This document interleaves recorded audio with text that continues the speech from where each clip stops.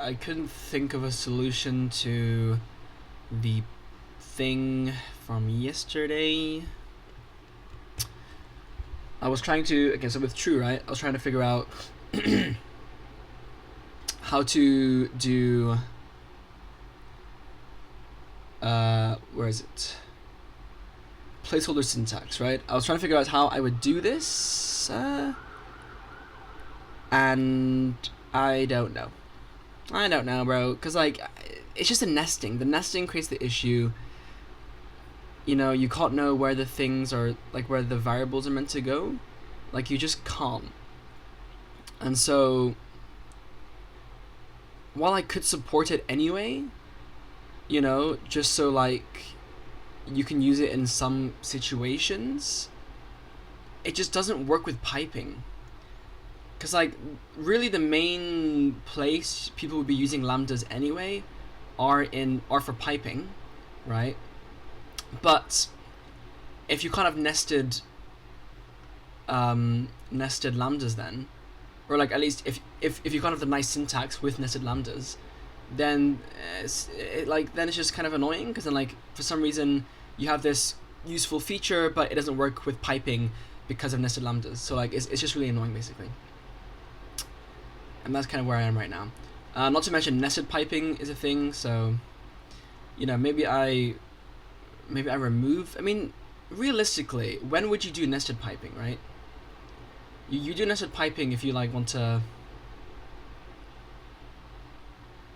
like, an example of nested piping is, suppose I have 5 times 3 plus 5, right? If I were to write this as a thing, as a piped, I would do 5 piped into well, or rather it'd be, yeah, 5 pipe. Okay, I mean, I guess this is a bit confusing. Let's do 4 piped into plus, so like pipe that plus 3 piped into that times 5, right? So this isn't nested piping. This is just piping like this, right? Which is fine. But then nested would be something like, if I have a map, or like suppose I have this, right, and, like, I wanted to pipe this. So, like, instead of this, I had, like, 5 pipe into at times 3. No, wait, no, that wouldn't make sense. Or, like, at times, I mean, even here, it's like, how do I do it here? Like, it's just, I don't know, man. But basically the issue is, like, this works fine, but first of all, now I have 2 ways to define anonymous functions. I can do this, right? And I can also do this.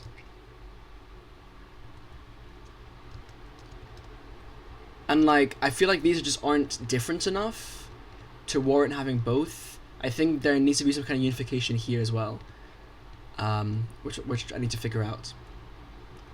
And then for piping, really this would ideally just be like this. So instead of having to do, like, the at x, you can just do map x, map at, and then do left fold on at as well directly. But this means if I want to have, like, this be piped, right? So, I mean, I don't know how I do this here. Like, I guess, like, rule again.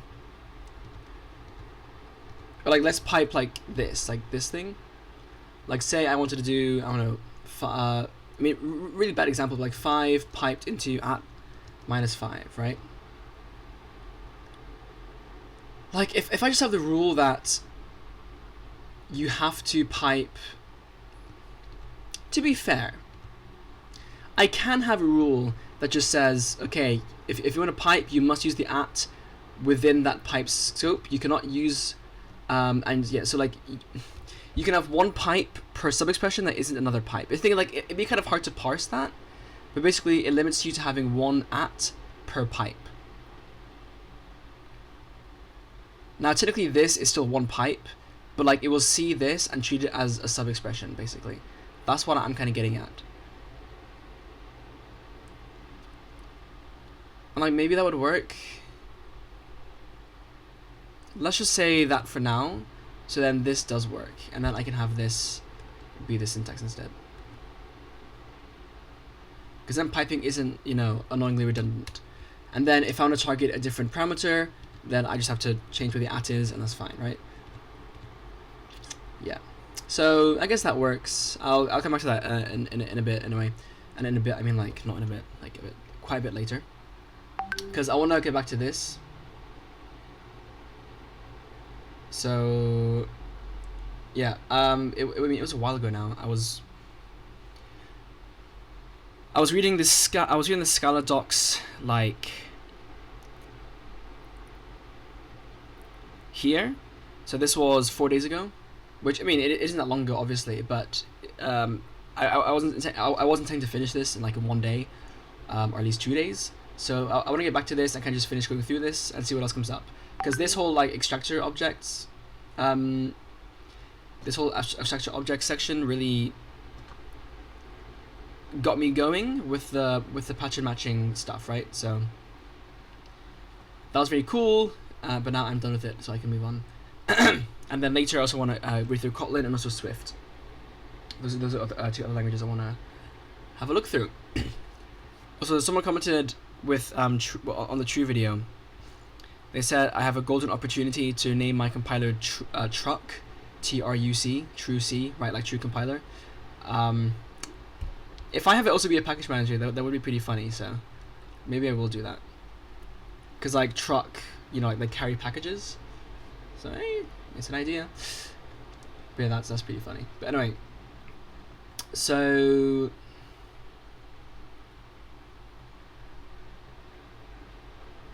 oh yeah, also string interpolation. That's another thing I actually need to work out with that. But anyway, for now we'll just read on. So anything I've missed here? So if I apply unapply, you can use it like this, use it like this. There's an at here. I don't know what that's about. And like underscored star. Is that regex? I don't know.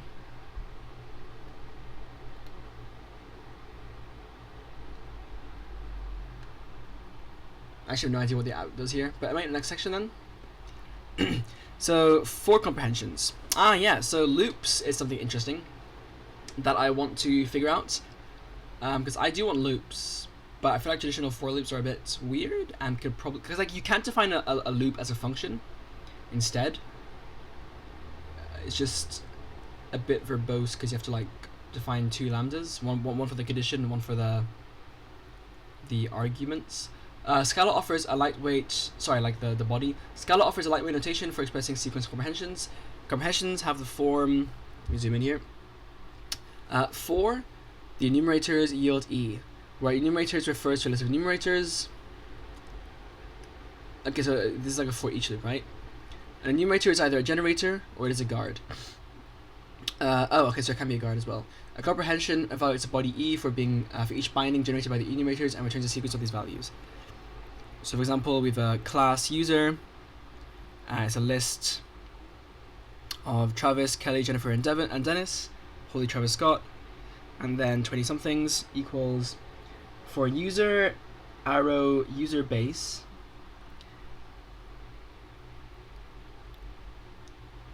What's that syntax? Arrow. So I guess it's here.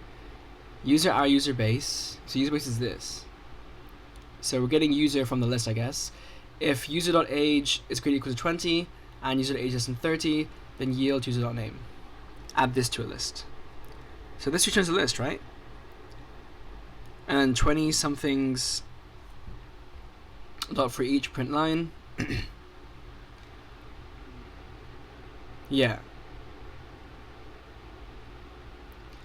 A for loop with the yield statement returns a result, the container's type of which is determined by the first generator. I see. So user base is a list. So it's kind of like mapping them, but like you can map and filter at the same time. Or actually, I guess this is just filtering. This, well, no. Well, is it just filtering or is it mapping as well? Yeah, no. It is mapping and filtering without actually using like map and filter. Okay. And because we said yield user.name, where username is a string, the result is a string. Yes, I was wondering as well with my language, if if you look at how I do this, right, I point out that really you wouldn't take an array and like map and fold it. You would prefer to do it on an iterator, right? Like in Rust, you first do .iter, which creates an iterator, and then from that you construct it. So like it's a builder pattern. You have an iterator, and then you add a map to it, a left fold to it, and then you collect it. And collect will like run the iterator, so that you have map and fold happen on the same steps, right? Whereas with this, you first map and then you fold. So then you have two loops going on, which is less efficient. But if instead of doing like really on iterators, you had like some kind of for syntax, so some kind of like for each syntax instead, I guess you would need this, and would you? And it would make it a bit more. I don't know. that's on my mind. By the way, is this out yet? No, it's not out yet. I really hope it's good because I want to watch it. But like, I mean, I want to watch it and for it to be good. Here's a more complicated example using two generators. It computes all pairs of numbers between 0 and -1, whose sum is equal to a given value. So you can do for 0 to I until, so 0 until n is a range. Interesting range syntax, 0 until n as opposed to 0 dot n. I suppose I could actually use that for my, because I was thinking about having a 2 keyword. I suppose I could use, because like, but like I only was thinking about it for conversions. You could actually have it for ranges. I is a 0 to I, and then j 0 to j, and so like it's this to I, and j is this entire expression. 0 until n if I plus j equals v. So this is one expression, and this is another expression. It's interesting. For 10 10. So foo 10 10. 10 10 for each. Yeah. So then you have like kind of like a list comprehension basically, like Haskell style list comprehension. That's interesting. So I will copy this.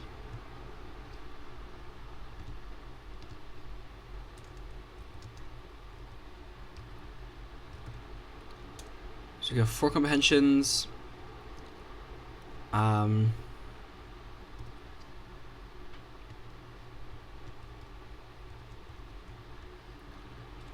paste that.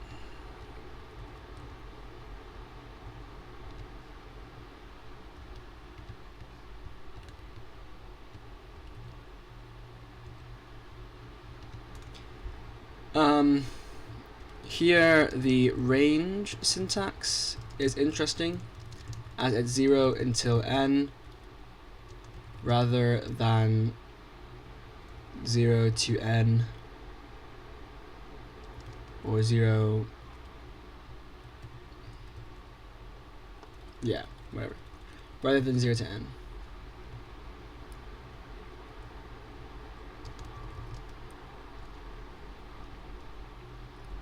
And then you've until and also to, like 0 to n would probably include n, right? But until would not.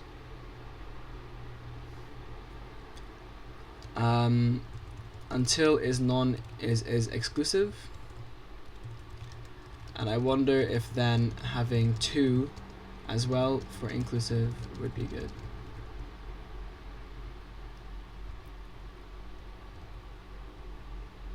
Maybe there's a to keyword, I don't know. Yeah, but in general though, I'm not a fan of this for syntax. So why is it not aligned? Is it tabs or spaces? Spaces.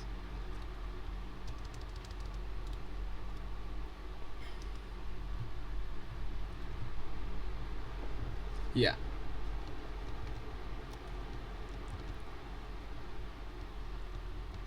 I mean,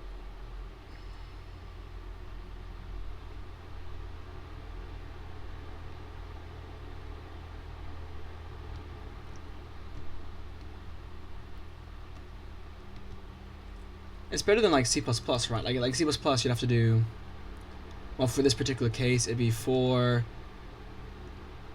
int I or whatever, size t I. We'll go size t. Size t I equals 0. Right.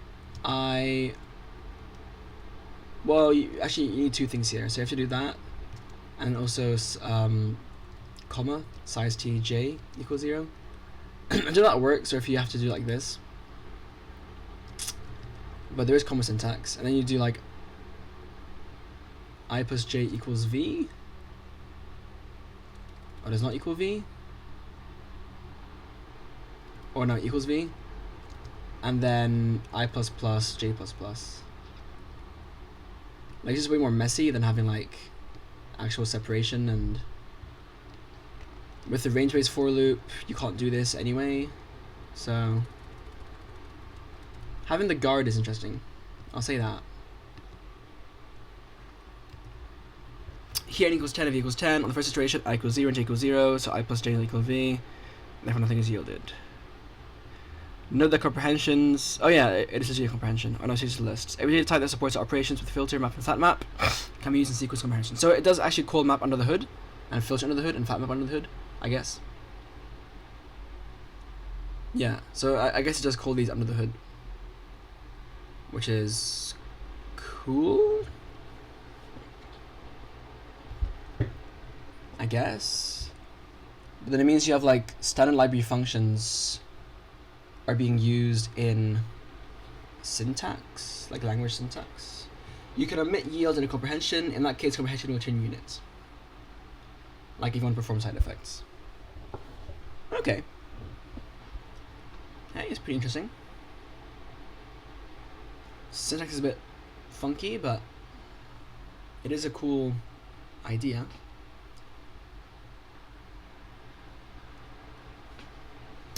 Generic classes, okay, kind of changing topics now. Generic classes are classes which take a type as a parameter. They're particularly useful for collection classes, right?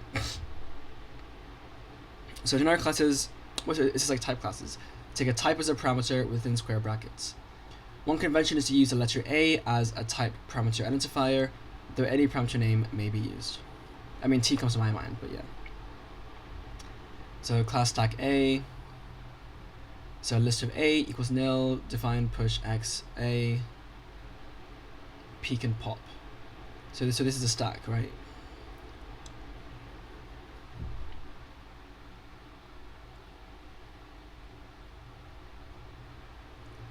No, it's not type class, I don't think. It's just generic, literally just generic. Like in Rust, you have generic classes or structs. This implementation of a stack class takes any type A as a parameter. This means the underlying list can only store elements of type A. The procedure define push only accepts objects of type A. Okay. Nil is an empty list, must be confused with null. Yeah, I don't like how there's two of those. Why don't you just make the list empty or something? To use a generic class, put the type in the square brackets in place of A. Yep.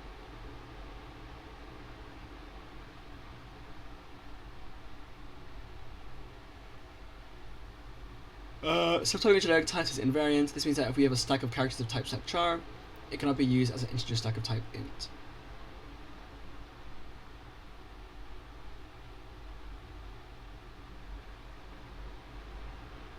Scala offers a type parameter annotation mechanism.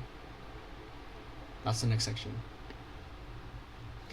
Variance lets you control how type parameters behave with regard to subtyping. Okay, something new here. Scala supports, Scala supports variance annotations of type parameters of generic classes to allow them to be covariant, contravariant, or invariant if no annotations are used. The use of variance in the type system allows us to make intuitive connections between complex types. So you have plus A, covariant, minus A, contravariant, and then just invariant. So I don't know what this means, let's find out. By default, type parameter in Scala are invariant. Subtyping relationships between the type parameters aren't reflected in the parameterized type. To explore why this works the way it does, we look at a simple parameterized type, the mutable box. So I have a class box, a bit like a I guess a heap pointer, right? Which contains content A. Yeah, we're going to be putting values of type animal in it. This type is defined as follows. So we have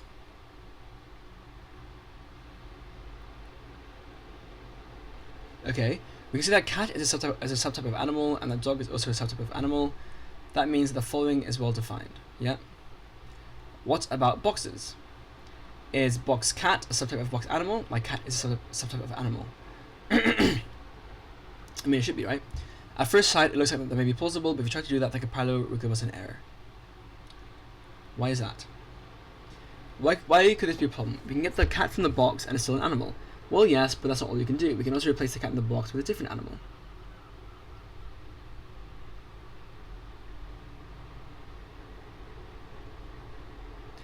Then now it's a dog in the animal box. Yeah? But our animal box is a cat box. You can't put a dog in a cat box. If you could and then try to get the cat from our cat box, it would turn out to be a dog.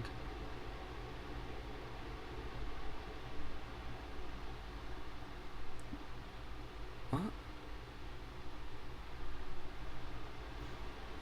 Is it, sorry, what? Is the same not true for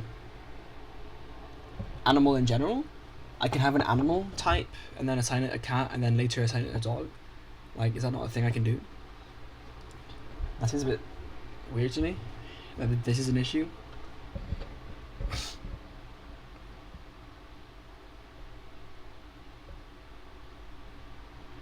I don't know. From this, we have to conclude, yeah, so covariance. The problem we ran into above is that because we could put a dog in an animal box, a cat box can be put in an animal box. But wait, but then what can you put in an animal box? Just an animal?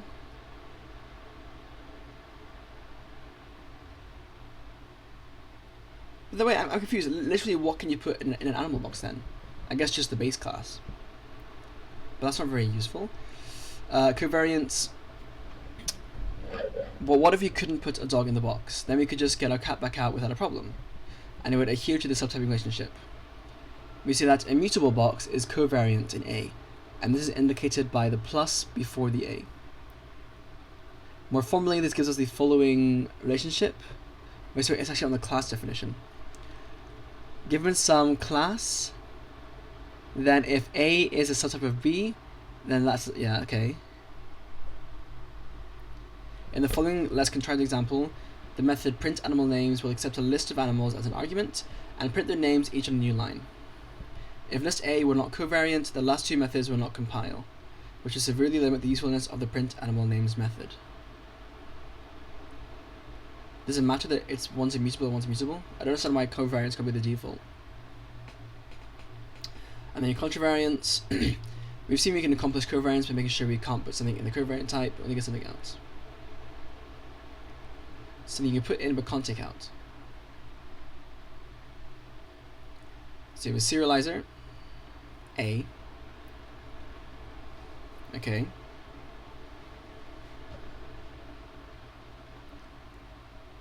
We see that serializer is contravariant in A, and this is indicated by the minus, yeah. More formally, that gives us the reverse relationship. Given some class, then if A is a subtype of B, then B is a subtype of A. Or contra B is a subtype of contra A. Wait, so animal becomes a subtype of cat.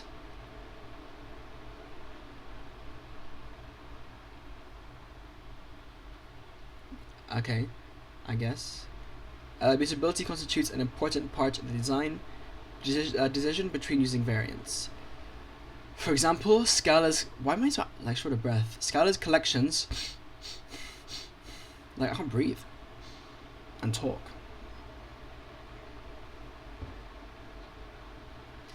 For example, Scala's collections systematically distinguish between mutable and immutable collections. The main issue is that a covariant mutable collection can break type safety. This is why list is a covariant collection, while Scala whatever is an invariant collection. List is a collection in package, Scala collections are immutable.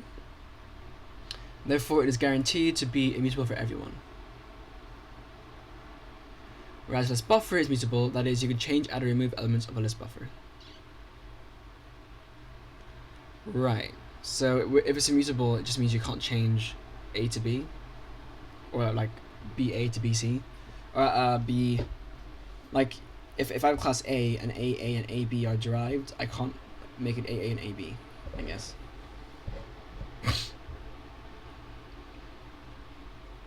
I don't like how you have list and like list buffer though. Like two different classes where one is mutable and one isn't. I think that's just a bit. I feel like better can be done there. To illustrate the problem of a covariance and mutability, suppose that list buffer was covariant. Then the following problematic example would compile.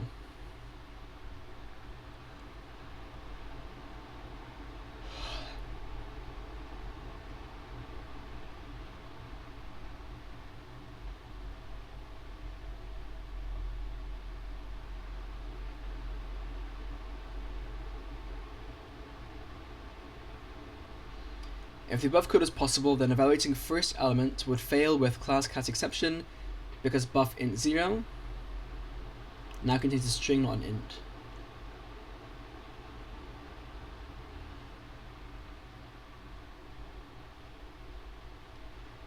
My question is why this isn't just casted to any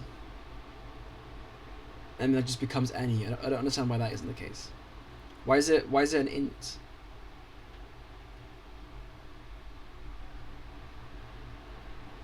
The invariance of list buffer means that list buffer int is not a subtype of list buffer any, despite the fact that, yeah, I don't know about that.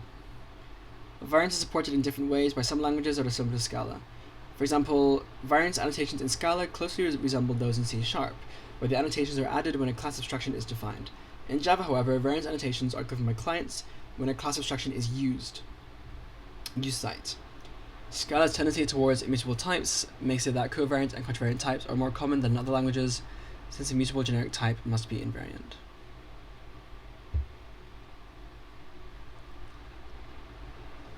If you say so. Upper type bounds. In Scala, type parameters and abstract type members may be constrained by a type bound. Such type bounds limit the concrete values of the type variables and possibly reveal more information about the members of such types. An upper type bound, t less than :a, declares a type variable t refers to a subtype of type A. Here is an example that demonstrates upper type bound for a type parameter of class pet container. So t is a subtype of type A. I like how they use the colon, because colons was used for other types too. In this case, I mean, like just like that they're reusing that specifically. I think that's quite intuitive. So abstract class animal, and then pet extends animal, and then class extends pet, dog extends pet, and you have lion as well, and then you have a pet container, which requires that p is a subtype of pet. So you can have dogs and cats.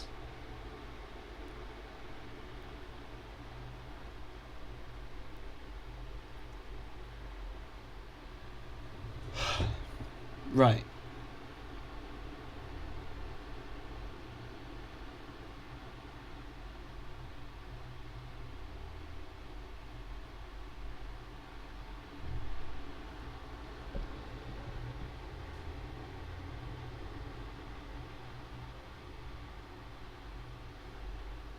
I mean, I assume the reason you would do this is because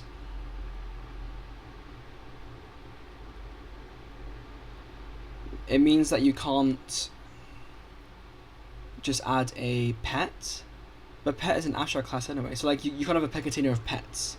That's not allowed. It must be a subtype only. Okay.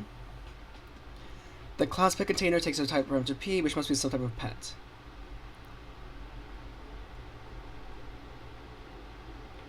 Wait, lion is lion is animal. My bad. Yeah, but like, why not just put in pet? Yeah, this one I don't understand. Like, why you need this?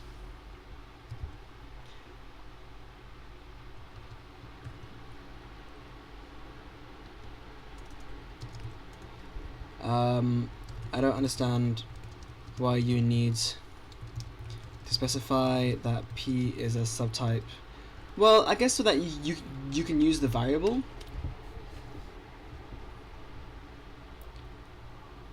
Like for me, for my language, you just do t Like, let's say I have like a list, and I say like t, and I just say like it is an integer. Like in this case, like it is a pet. And then your arguments can be whatever. As long as t is a pet. Like, that's how I do that. I don't have like less than pet like that.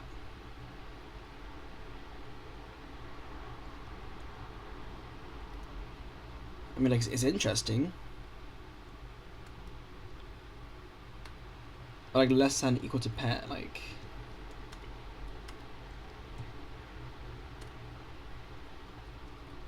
Yeah. I don't really understand. So, I mean, I'll refer to the specific example here.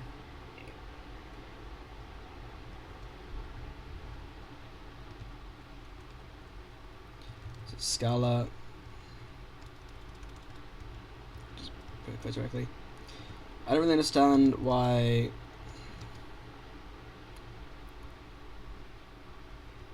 it has to be p pet and not just p pet.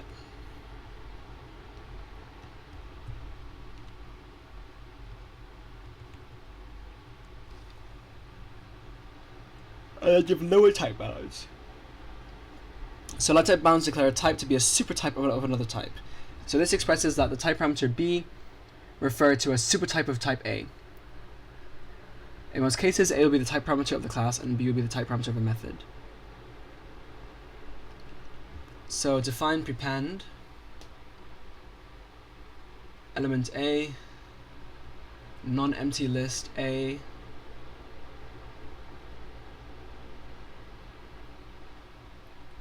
I don't see the use here. But okay, so I guess it comes later. So we have a list of A's.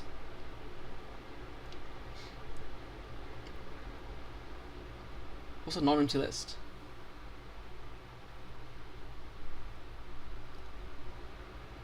It's a class. So it returns a non-empty list. Head A, tail A, extends this. Object nil extends list of nothing. This program implements a singly linked list. Nil represents an empty list with no elements.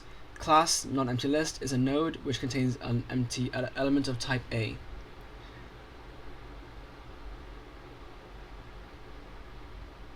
Tells the rest of it.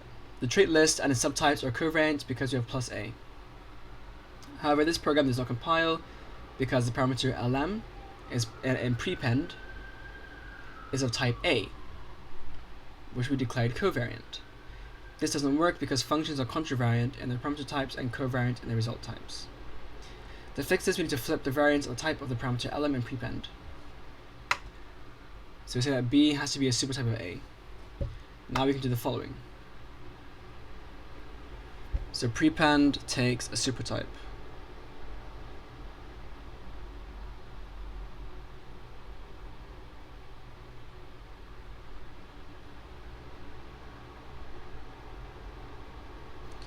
What, like this creates a non-empty list of birds?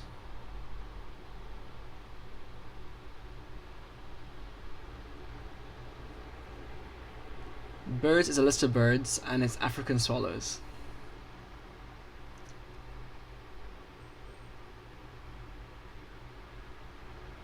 And B is just bird. So some bird works as well for European swallow.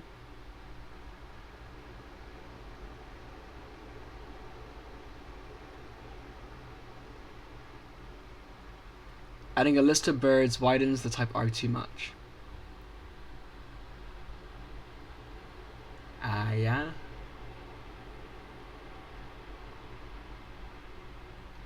I mean, the type's just wrong, so.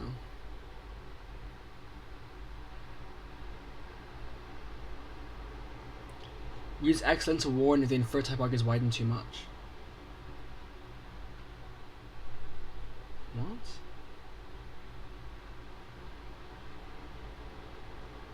What? Why would prepend allow a list?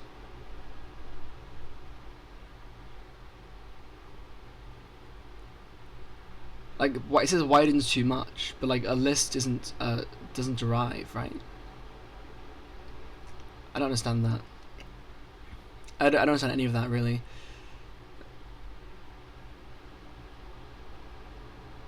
Okay. So for my subtyping syntax, like to check if something is a subtype, I have the tilde operator. But I'll get back to that later. I already have plans for that. In Scala, it is possible to let classes have other classes as members, as opposed to Java-like languages where such inner classes are members. In Scala, such inner classes are bound to the outer object. Suppose you want the compiler to prevent us at compile time from mixing up which nodes belong to what graph. Path-dependent types provide a solution. So you have class graph, which contains a class node.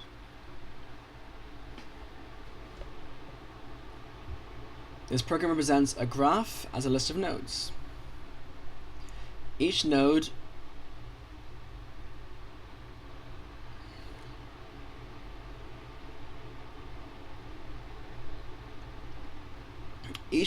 has a list of other nodes it's connected to. The class node is a path-dependent type because it is nested in the class graph. Therefore, all nodes in the connected nodes must be created using the new node from the same instance of graph.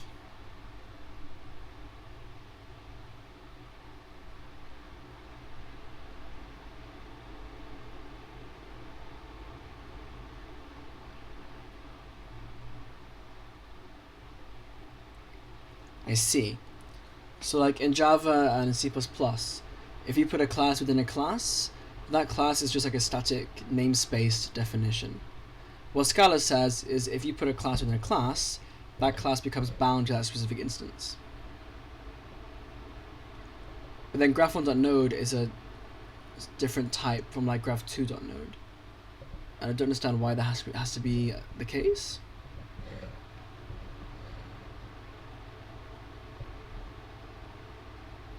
Why is this useful? Tell me. We have explicitly declared the type of node 1, node 2, node 3 as graph1.node for clarity, but the compiler could have inferred it. This is because when we call graph1.newNode, which calls new node, the method is using the instance of node specific to the instance graph 1. If we now have two graphs, the type system of Scala does not allow us to mix nodes defined within one graph with the nodes of another graph. That's annoying though, because then you can't have nodes kind of transfer between each other. Like have one graph kind of borrow nodes from another. So this is a legal problem.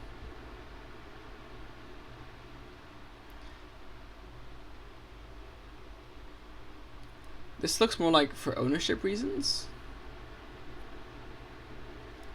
But that can be done with like a bar checker, right? The type graph1.node is distinct from the type graph2.node. In Java, the last line in the previous example program would have been correct. For nodes of both graphs, Java would assign the same type. And yeah, in Scala, such a type can be expressed as well. It's written in graph hashtag node. So you can have a same type. If you want to be able to connect nodes to different graphs, we have to change the definition of our initial graph implementation in the following way. Yeah, so like I didn't quite catch the usefulness of that, besides like not wanting to allow this. But like why would you not want to allow this? If it's for ownership semantics, I feel like there are other ways you can get around that, or like do that. Abstract type members, abstract types such as traits and abstract classes, can in turn have abstract type members. This means that the concrete implementations define the actual types. Here's an example. Well,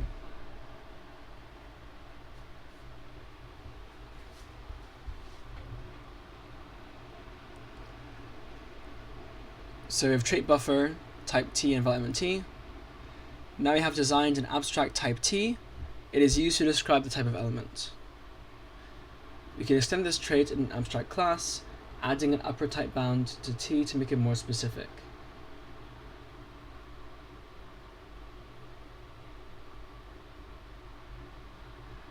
So T has to be a sequence of U's.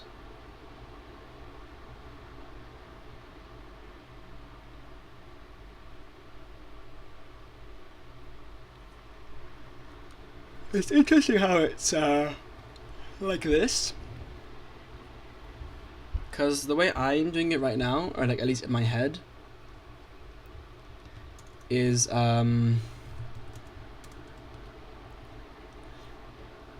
I said, like I have an abstract class, seq buffer. The way I would do it right now is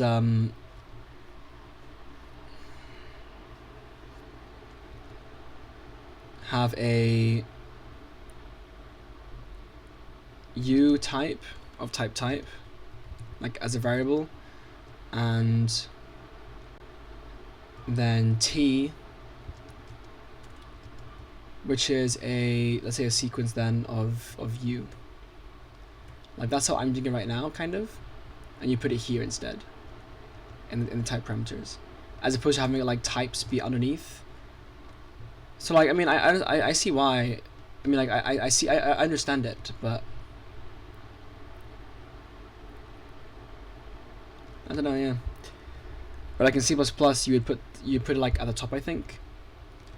So like if I have a, I don't know, like a class vector, which contains like, I don't know, like some array, let's say. This is not how you do it, but an array of type t. Then you put it up here. So like rather than having it here, it'd be up here.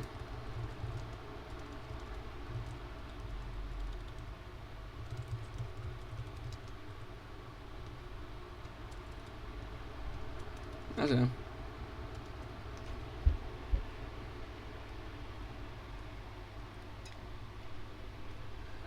I just find this to be a bit confusing.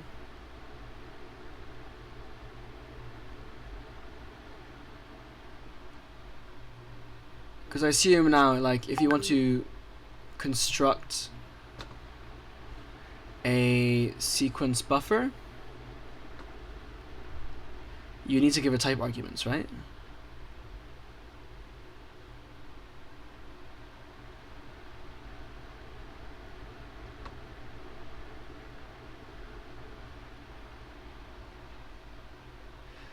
Maybe. Notice how we can use yet another abstract type u in the specification. Tracer classes with abstract type members are often used in combination with autonomous class instantiations.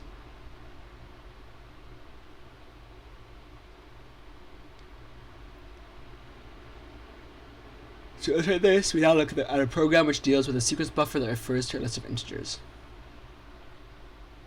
So we're saying that u equals int. Like, instead you could just say that type or like class int sequence buffer like equals sequence buffer with u equals int inside, you know?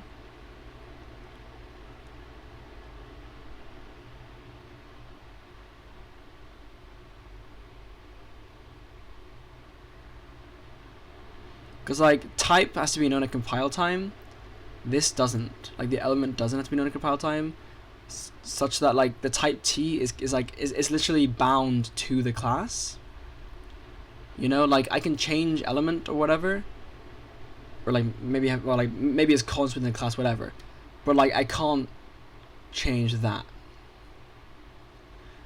Or like another way to think about it is, if I have let's say that this is just a class, right? If I have a buffer object that I create, and like let's say that one's mutable, right? Suppose I assign it, like first of all I have to say what the type is. I can't have no type for it. And second of all, I can change, like I can assign buffer int to a different buffer int with a different element, but I can't assign a buffer int to like a buffer string, you know? Because like that is like two different types, whereas a different element does not mean a different type. Which is why I like having the box next to it, as opposed to having like type be an argument. You know what I mean? Hopefully that makes sense, but I don't really understand that. Plus t, yeah, whatever. This is cool though, compound types. Without looking at this first, as I will say, I've been very interested in compositional type system, like having a compositional type system, because like so far we have inheritance, which means A is B. We have traits, which means that A like derives from B and like must support this behavior, which is like similar to inheritance, but you can only have interfaces, although there are also ways to have inherited variables with the trait system, and you can implement it outside. That's really the main difference, I think, if I understand. But then you have a composable type system, where rather than saying that A is B, or like A derives from B and C, you say that A is composed of B and C. So I can construct A by composing B and C, such that if I take the intersection of B and C, I get A. The question is then, like, what are B and C composed of, right? That's kind of the question there. And like, how do you access those members? But especially after looking at ECS as well, I mean, very briefly, but that also kind of triggered my thinking there again.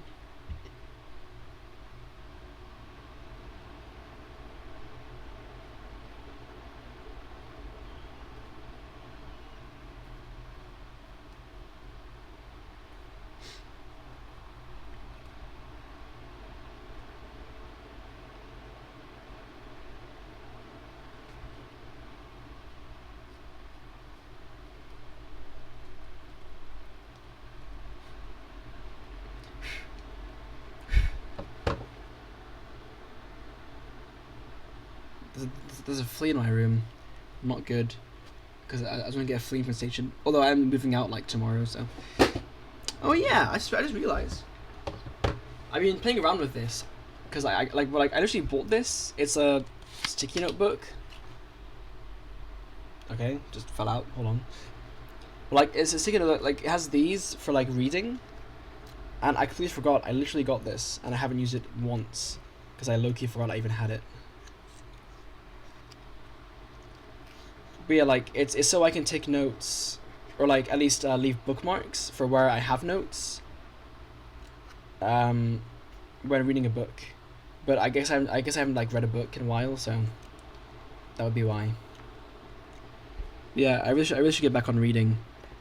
But right now my habit right now is just, because like when I go to bed, like the only time I read realistically is when I go to bed, or if I'm reading like right now, like reading things online.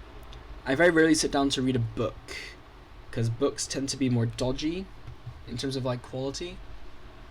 But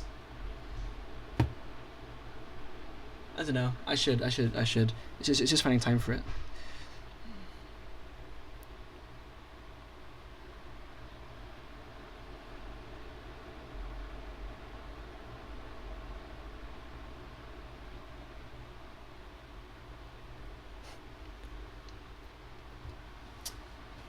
Sometimes it's necessary to express that the type of an object is a subtype of several other types.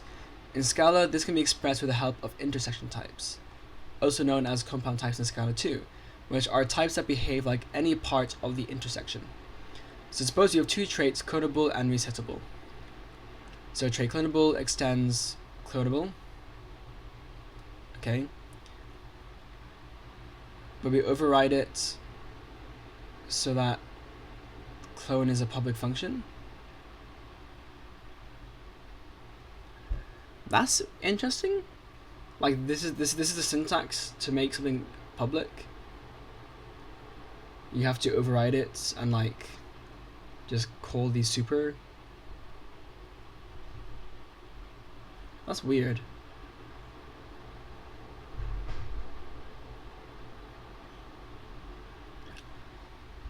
Trait resettable, yeah. Now suppose you want to write a function clone and reset which takes an object. The question arises what the type of the parameter object is. If it's clonable, then the object can be clone D but not reset. Oh.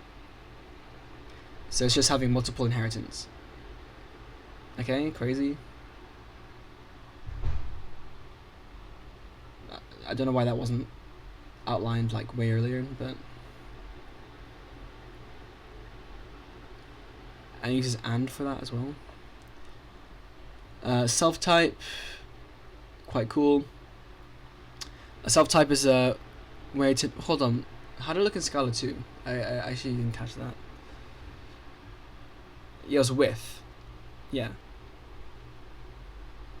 Okay. Self-types are a way to declare that a trait must be mixed into another trait, even though it doesn't directly extend it. That makes the members of the dependency available without imports. Oh.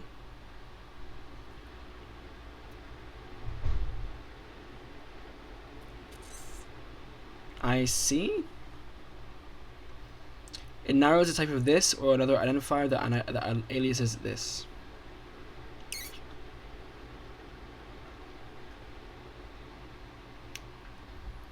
So tweeter. So I have a user and I have a tweeter and a verified tweeter. So this is a user. Why don't you say that tweeter derives from user?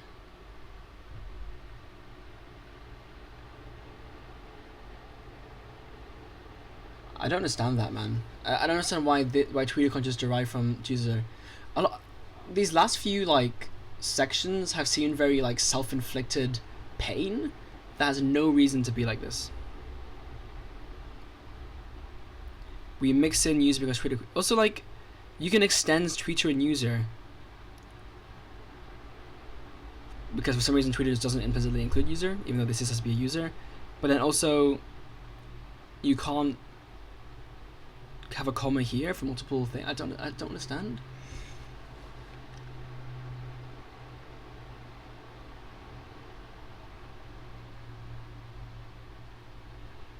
Okay, I think I do understand the intersection types now. It's just weird that you have this syntax which is different than that. Like like in Scala 2 it was the same. It was with here and then you had with there. But now in Scala 3 you have and for these, but this uses comma. I don't understand why they had to be separate. Like that's why I thought like you can just put commas here to make an intersection type or a composable type, but okay. Real Beyonce, yeah, you got accents in your code.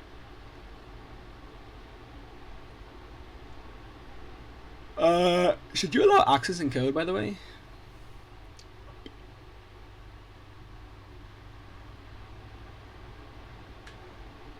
I lean towards no, but like, I mean, because at least with English.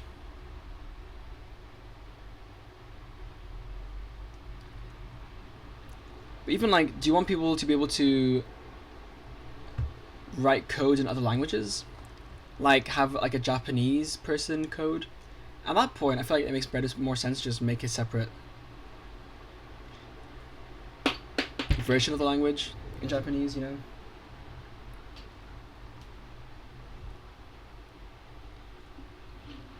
Because like the keywords are all in English, right? Like if I have type as a keyword or function, you know, a Japanese or like Chinese, or like I don't know, someone who only speaks Tamil, like they're probably not gonna appreciate that, because then like they have to use Japanese identifiers, but then or not even like in no, because like I look at CyberConnect 2, their games, and some of their not even Cryware, which is a Japanese middleware company.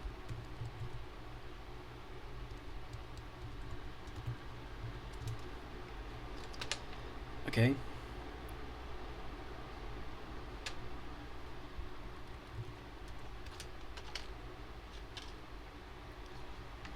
I look at Cryware stuff, and their libraries use English identifiers. The only thing that's Japanese is comments. So, anyway, next.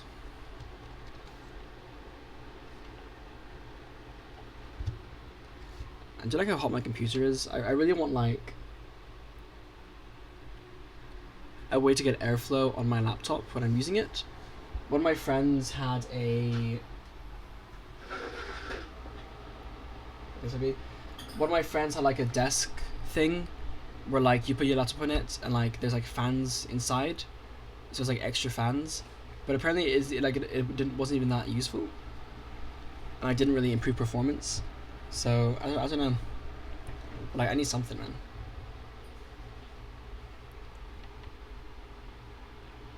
Really what I need is like a laptop stand to like just put my computer up like this, and I put it up there, and then have a keyboard, a mechanical keyboard, or like a separate keyboard that I can use. That way I can, you know, have my computer be elevated and like have the heat going out, but then I can still type without having to like reach up, you know, or like type like this. So I definitely need to get myself a keyboard. I'll sort that out when I have the money, I guess. Contextual parameters, aka implicit parameters. Okay. A method can have contextual parameters, also called implicit parameters, or more concisely implicits. I saw this briefly. Parameters list starting with the keyword using or implicit mark contextual parameters, unless the call site explicitly provides arguments for those parameters. Scala will look for implicitly available given or implicit in Scala 2. So implicit was the same keyword, now you have using and given are separate.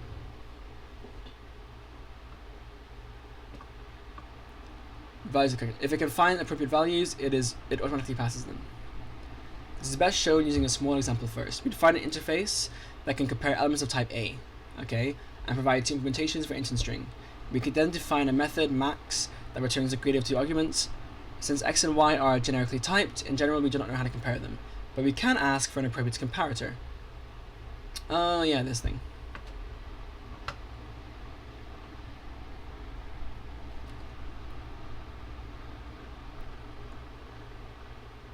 So given comparator int with define compare int.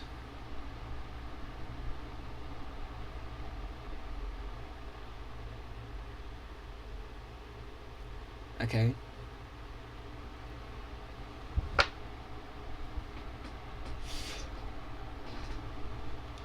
So it's like impl in Rust.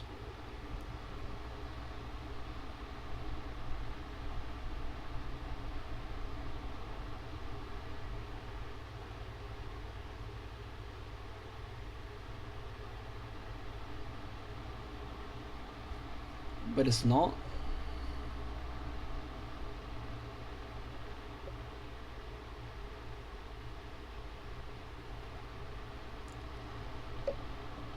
I mean, here we have a comparator trait rather than a comparable trait. Again, it feels like you wouldn't do this in practice kind of situation. The comparator parameter is automatically filled with the given. Okay. First it looks for given definitions and using parameters that can be accessed directly without a prefix. Then it looks for... Sorry, what? Oh, the call site. Then it looks for members marked given or implicit in the companion objects associated with the implicit candidate type. Does it matter that these have the same name, comparator?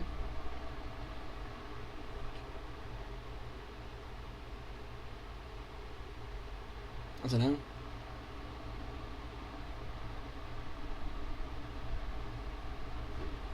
Implicit conversions. Implicit conversions are a powerful Scala feature that enable two common use cases.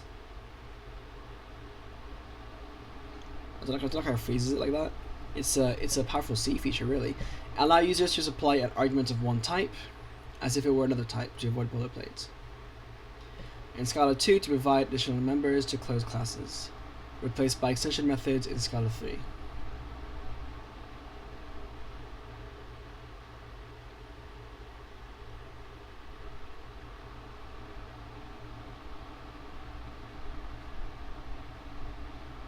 What are extension methods?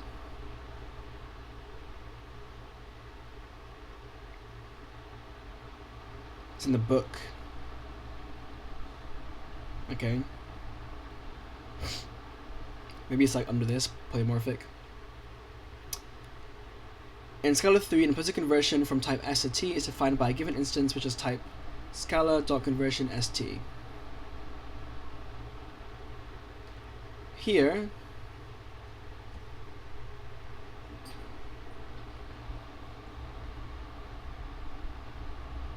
there just has to be a method. Implicit conversions are applied in two situations. If an expression E is of type S and S does not conform to the expressions of type T.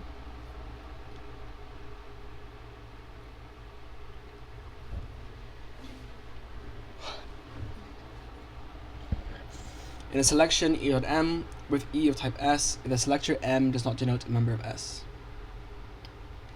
In the first case, a conversion C is searched for, which is applicable to E, and his result type conforms to T. I don't understand what this is saying, to be honest. An example is to pass a Scala.int like X to a method that expects a long. In this case, the implicit conversion int.into long into long X is inserted.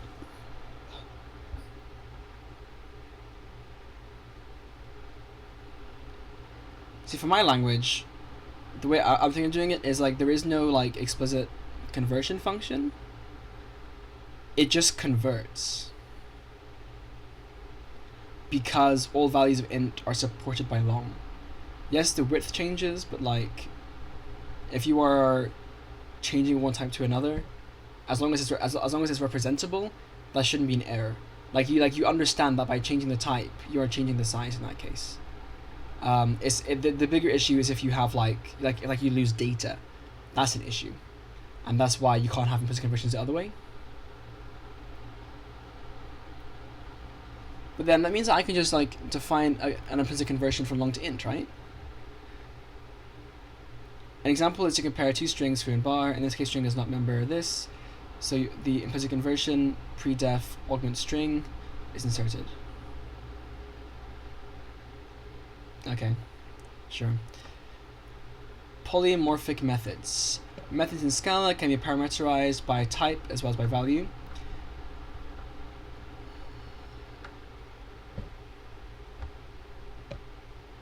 Right. The syntax is similar to that of generic classes. Type parameters are enclosed in square brackets, while value parameters are enclosed in parentheses. I mean, in my language, types are also values, so rather than having it be like type parameters and value parameters, it's comp time arguments and runtime arguments. That's like the actual distinction.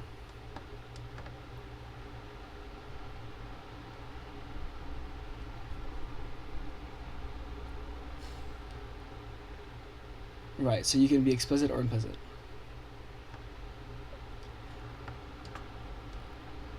My only issue with this is that you can optionally put a string here if you want to. I guess that's fine though, because like I was thinking about having like an infer keyword, where if you have infer, then this is inferred and cannot be explicitly named. Whereas if you don't have infer, then you must always explicitly name it. But I mean that comes from my experience with C++, where I was using a library for ages without even realizing that I didn't like need to have these. Like I was putting these in like almost all my functions, and then only later that I realized, hold on, I guess I don't actually need to do that in a lot of cases. But then like in some cases, like let's say 3 is just foo, a variable, right? Like sometimes it helps to have it be explicit. But I don't know. The method list of duplicates takes in type parameter A and the value parameters x and length. Value x is of type A. If length is less than 1, we return an empty list. Otherwise, we prepend x to the list of duplicates returned by the recursive call. Note that : means prepend an element to the left on the left to a list on the right. Right. Prepend an element. So we have yeah, that's syntax.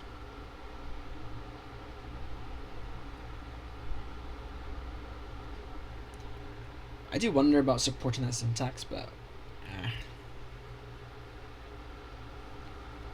I feel like it's not really like common enough to really care about. Like it's good for recursion, and that's basically it. And I don't like recursion, so I'm tempted to even just like disallow recursion straight up. Like there is tail recursion, but that's because tail recursion gets turned into a loop, right? Is tail recursion turned into a loop? Yeah. So like, does a programming language need recursion. I'm tempted to disallow it.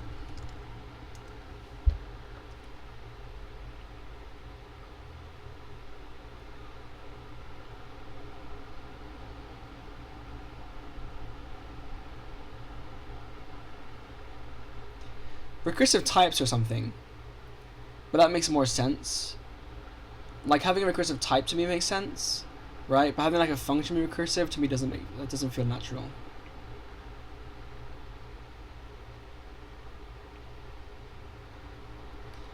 Like say I have a binary tree, right? The way that I would define it, like in my head, is just like, yeah, a binary tree, and then it contains a binary tree and a binary tree, right? But like each node is also a binary tree, or just a leaf, right? So it's either a binary tree or a leaf that ends it, and then like that's how I would like communicate that to a person. But if I want to communicate a strategy to traverse a tree, you know, I would say, well, you start at the top, and then for each layer you go down, you expand each branch, and then you keep doing that as you go until you get to a leaf, right? And then yeah, like you could implement that recursively, or you could just define it as a loop. So like where literally you just loop through each node, and then you go down and down and down, like. And I feel like the loop is more natural. But without it, you just simulate recursion manually with an explicit stack anyway. You're just making it uglier. A stack. Yeah, I guess it is a stack, isn't it? Like that's the data type that recursion kind of builds on, or like emulates.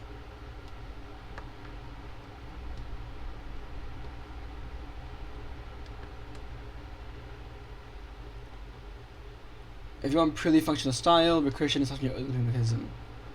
Allow recursion, but disallow general recursion, requiring structural recursion. Also good for proofs. Requiring structural recursion, only on strictly smaller input. What does that mean? Allow it, but cap/1 in stack depth. No. Support tail optimizations or recursive styles can pass the loops under the hood. I just find recursion difficult to read a lot of the time, and generally prefer loops. And since true aims to limit the number of different ways you can do one thing, I feel like it would make code bases more consistently readable if recursion wasn't an alternative to looping. But give me some examples where you think looping isn't clear,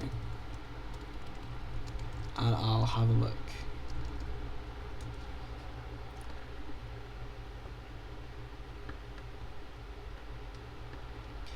So retrieve traversal, function depth, if node equals null then 0, else take the max of the left depth and the right depth. But like it's 1 plus.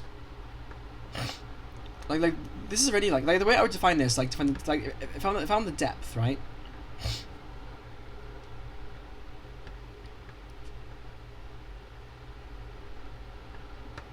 I mean, also like this is double recursion, right?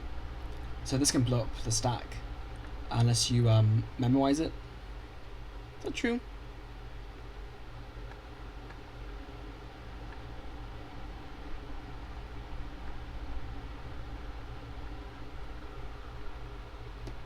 I guess you can't really memorize it, can you? In this case, because like it's not as value. But if it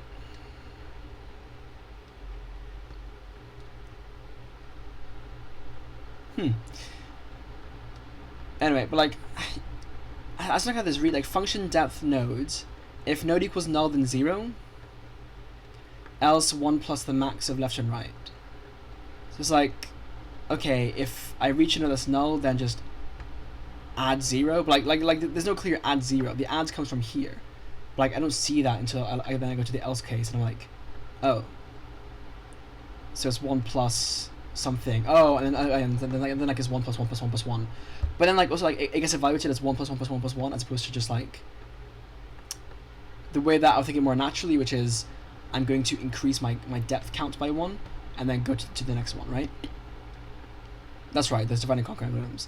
Iterative needs an explicit stack plus manual bookkeeping. So if node equals null, return 0. So that's the first case.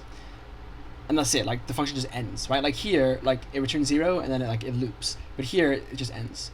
And then stack equals a tuple of arrays, we have node and 1. Max depth equals 0. While stack is not empty, nd equals stack.pop. Okay, I guess stack.pop returns the node and the what's d? Depth. Oh right, it's this stack. Okay. Max depth equals the max of max depth in d. If n.left, what does that mean? Okay, I mean this code is just kind of weird anyway, because it uses tuples and it uses if n.left as opposed to if like n.left is not null. But if n.left is not null, then push n.left in d plus 1, and then here we do d plus 1. I feel like we don't even need to do this, but okay. This works, but you've got to do a call start by hand, more state to track, more room for bugs. Well, not necessarily more room for bugs, but like there is, but like also just don't make bugs.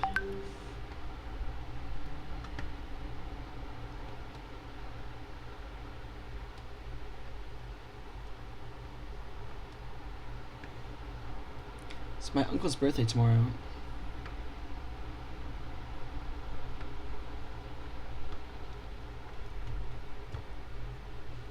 This is my birthday soon. Divide and conquer, splitting into subproblems and combining results maps directly into recursion.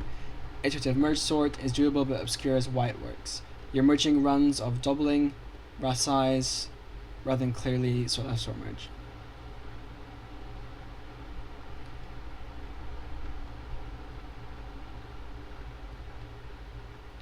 Recursive descent, backtracking.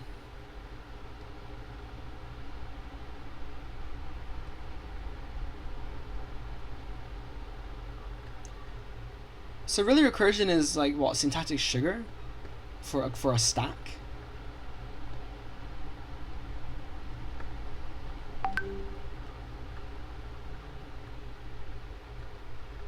And then you have mutual recursion, no clean equivalent at all without merging the two functions into one state machine.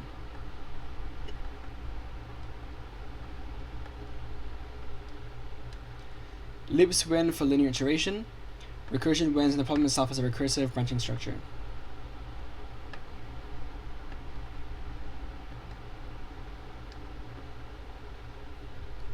Show me the comparison for merge sorts and mutual recursion.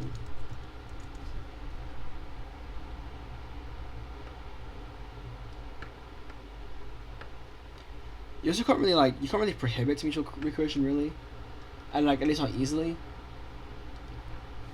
Nor well,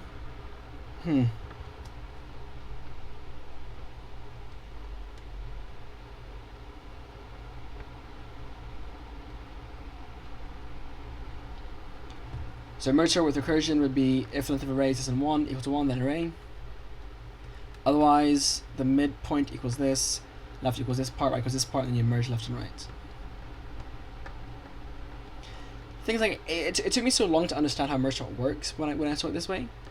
For bottom up, merge runs of doubling size.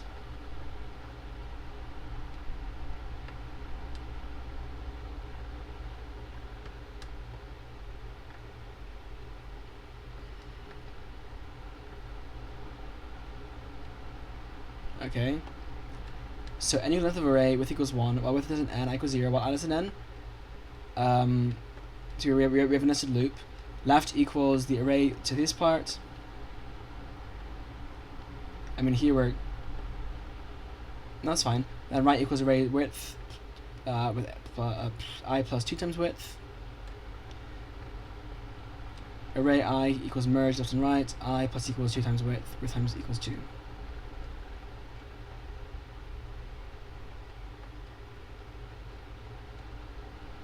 I mean, these are different algorithms altogether, so it's still not a direct comparison, but okay. Mutual recursion is even, is odd. Here is even, parity equals true, while n is more than 0, parity equals not parity, and minus equals 1, return parity.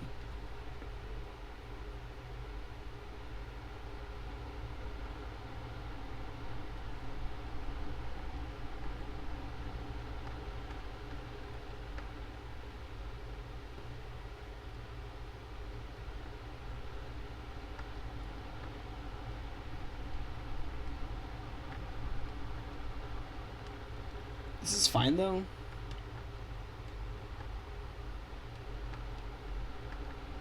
And this is different. You're comparing two different merge sorts algorithms. I want to inspect syntax, not algorithmic differences.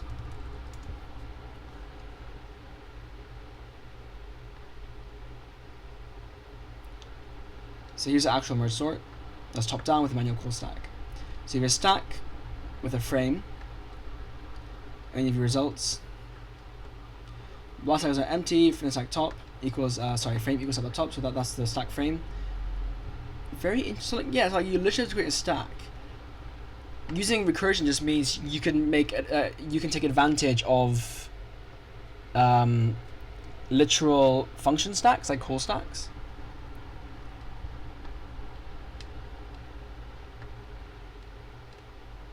It is really interesting. I will say that is really interesting how that works.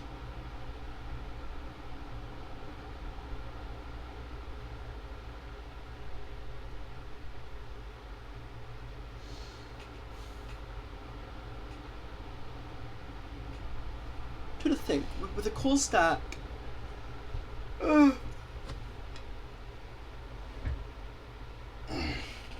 The instruction pointer goes elsewhere. But the instructions need to have like predictable places, right? So like it has the stack base pointer. Yeah.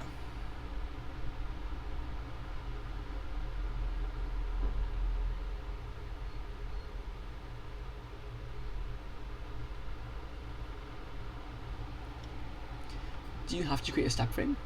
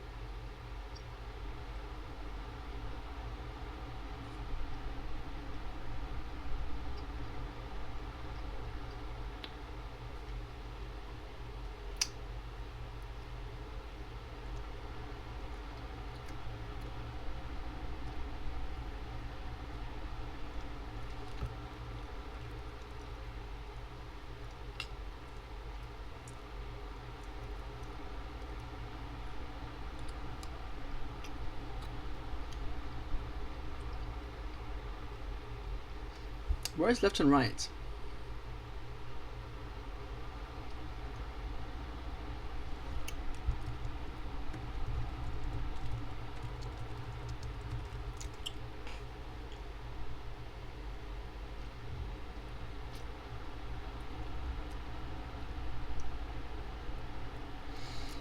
What I find interesting though is that you don't have to do top down anyway. You can just do iterative.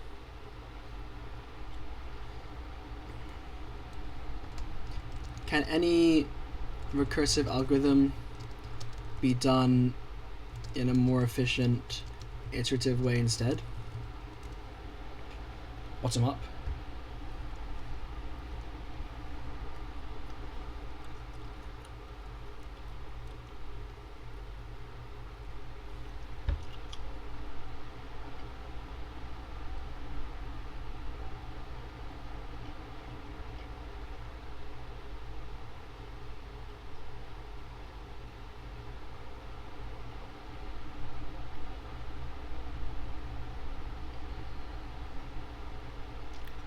Yeah.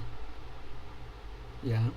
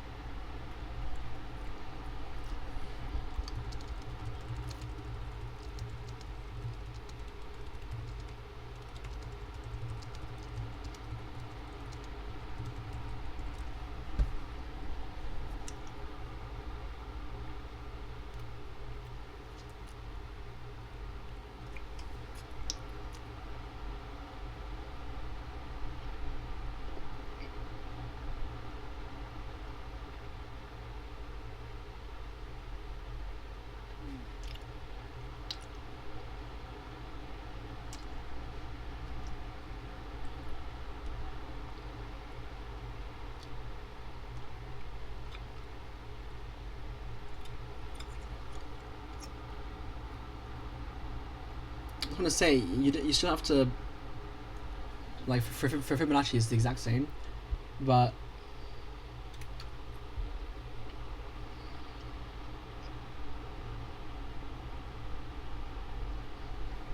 and this is like barely recursion anyway because you have a helper function, at which point it is just like another way of running a loop.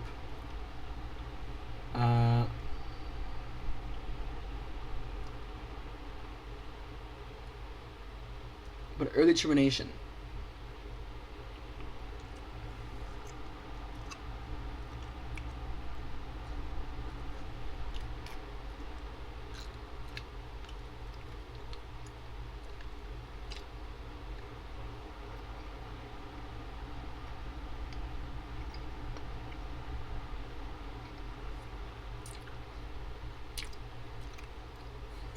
Okay. I'm gonna look more into this.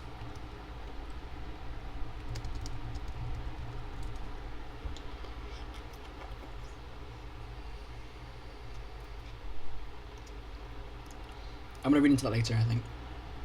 So, okay. Type inference. I'm entering the type. It's a string. For this one, the return type is int, so no explicit return type is required. For recursive methods, the compiler is not able to infer a result type. Here is a program which will fail to compile for this reason.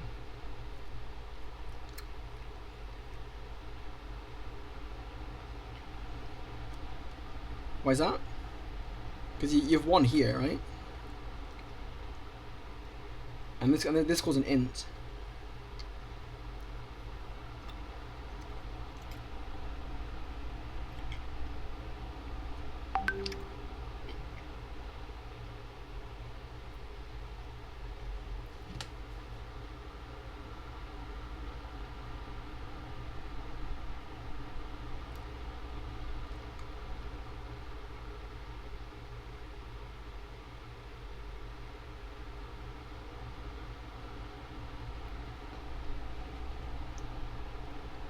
Um, um,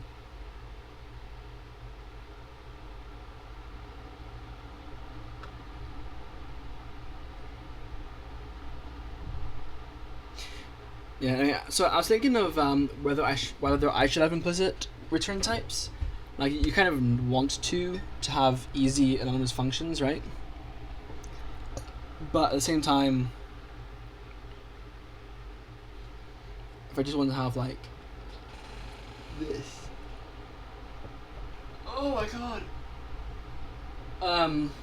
Thing is, it works for anonymous functions anyway, because you can, because like you're passing it to a type parameter anyway, so like it doesn't actually matter. It only matters if like there's a, like for example, with the map function, right? It will take a TA, a TB. No, sorry. Map will take a list of T, right? And then it will take a function that maps T to some other T, right? And then it returns a list of T's. So if I am going to pass a function, right? Let's say I want to pass the function that's just a plus b. I can define it without having to specify. Well, I mean, as long as the type of the list. So let's say the first argument I pass is a list, right? And the list is of type int. So like it's 1, 2, 3, 4, 5, and like it's all a bunch of integers, right? Or like u32, whatever. Then for the second argument for the function, the function map has already inferred that the type of t is int, right? Or u32, let's say in this case, u32. So then if I just pass in an anonymous function, I don't have to like type annotate a or b or the return type because it's known. But for actual just normal definitions, I would prefer to force that the person has a return type, right? It's like if C++ didn't require you to say that int returned, sorry, that main returned an int. Yeah, an int. Like even if like because like yes, the compiler can infer it, but can the programmer always infer it? Like in this case, it's obvious because x times x returns an int, right? If it has inputs, but like you only know that if you know what this does. So I'm against it.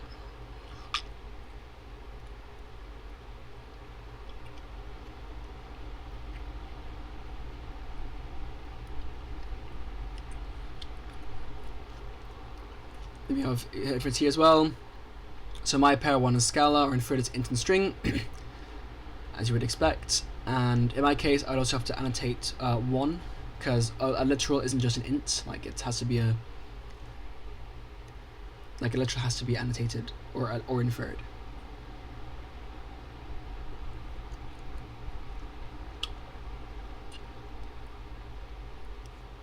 Parameters: the compiler never infers method parameter types. However, in certain cases, it can infer anonymous function parameter types when the function is passed as an argument. Yeah. So like this is literally what I was saying about like how it knows that this is an integer sequence. So if I map it, then it knows that this is an int, right? Exactly. It's a to b. Oh, actually, yeah. To be fair, I guess a map can change the return type. It's not t to t. It's actually like t to well, a to b. Let's say instead of a to a. So by that logic, I should have a return type.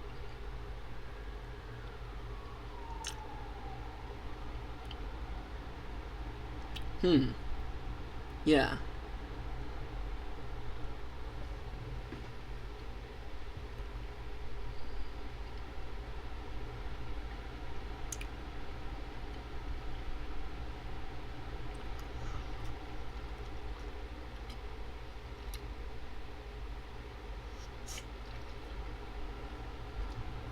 Unless, so again, I have map a list, right? 1, 2, 3, 4, 5. Let's say it's an array of u32. Second argument is the function. For now, let's say it's like this.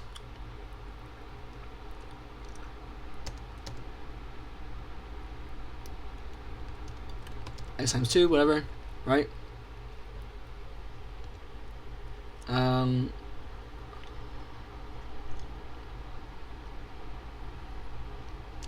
The return type here is not for certain.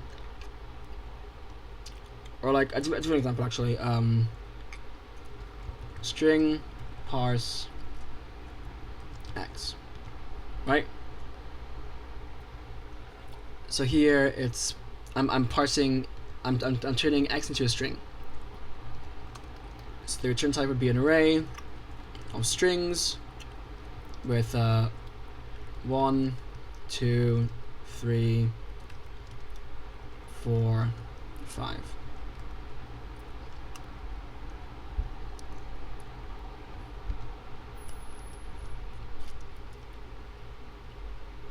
Really should go like this, but let's suppose that you can use them as prefixes for lists, right? So now, like, what's, like, it's not clear to me what the return type here is. So what I could do is have map with like out equals string. I mean, here, like, it's obvious to be fair because I have string there, but like,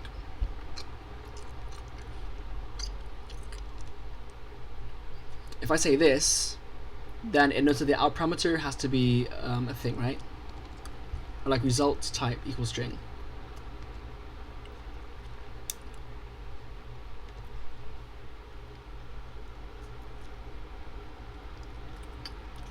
Or like, whoops. Or like b, I don't know, b equals string.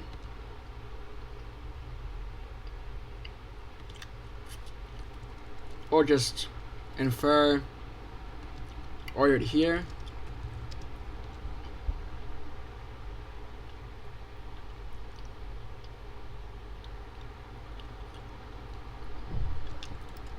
Like, what if instead of it being string.parse, like it was just x dot, I mean, it wouldn't be, but like, let's suppose it was just like some other function like foo, right? That happens to return a string. Like now, it's not clear at all what the output will be, and let's look at foo's type signature. So then here, having string would actually be helpful, right? But it's situational.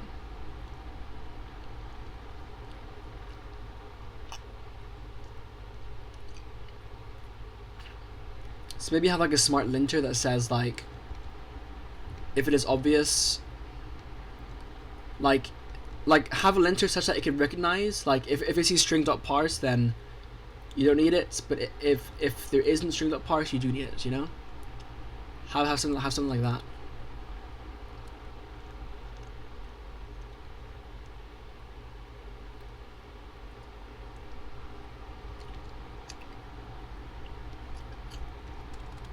Perhaps.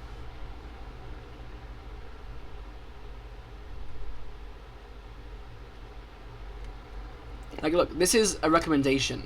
It's not compiler enforced. I want to have the compiler enforced as much as possible. Like, if it is good practice, the compiler should enforce it, because you should not be doing bad practice. It's generally considered more readable to declare the type of members exposed in a public API. Therefore, we recommend that you make the type explicit for any APIs that will be exposed to users of your code. Also, type inference can sometimes infer a to specific type. We commonly go on to make this reassignment. It won't compile because the type inferred for object was null, since the only value of the type is null. Okay. Whatever. Operators.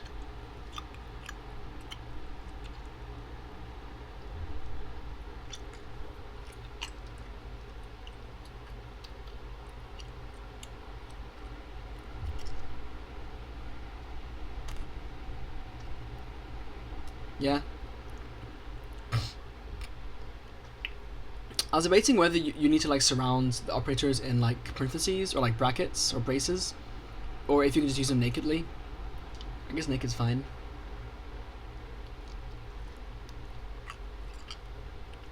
Don't know if I'm a fan of global dot syntax. I generally am not.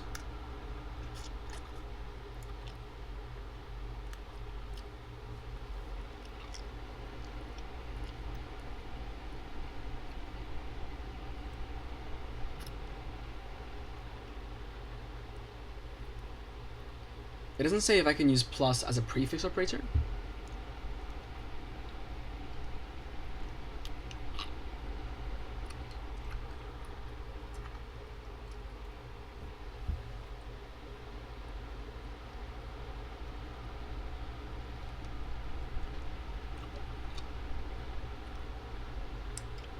You can also overload and or.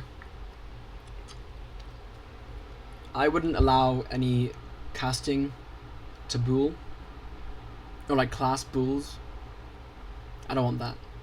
If you're in a bool, you have to make it explicit and like convert to a bool. I don't want to have and or and negate be. In fact, I don't want any of these to be overloadable anyway.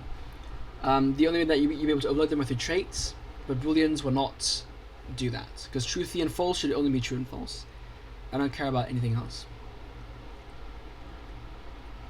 Otherwise, you get some really annoying code like if iterator.next. Like, what? If iterator.next. And then like iterator can cast to a bool if it's like not null. Like, no, just say if iterator is not null. Like if iterator.next is not null. That's what I want. I do not want like has next, right? I don't want to have like really like weird implicit booly conversions. I don't like it.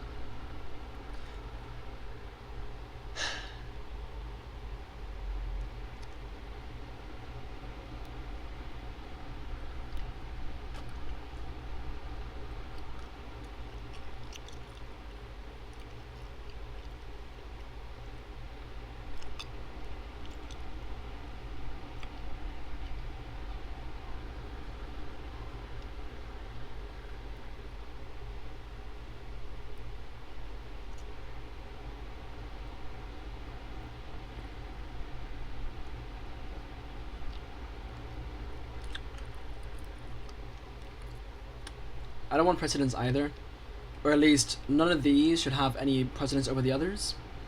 I think any like mathematical operator should have the same precedence. I know like in in mathematics they have higher and lower precedence, but generally speaking it's just less confusing if you just have to specify for anything. Although then other operators can have high precedence, like comparison operators can have high precedence than the mathematical ones. But like that's it. I don't know what this is. Is this bit shifting? Or bit ops? What is that?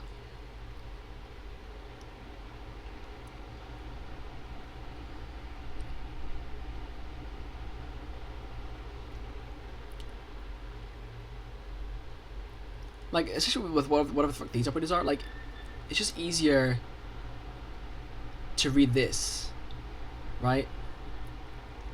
Like, bare minimum, I know that like the ped mass for a plus b and a times b and like over divided and subtraction, but then we have like comparison operators and like whatever the fuck these are. Like, I have no idea what this is. Less? What's less? What is less? Is it like a keyword for less than? Because less than is in the language, right?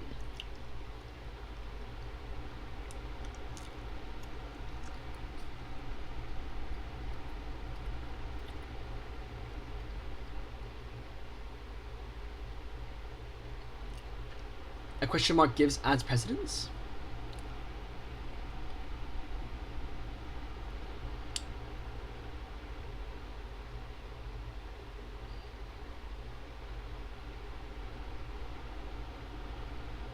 No idea.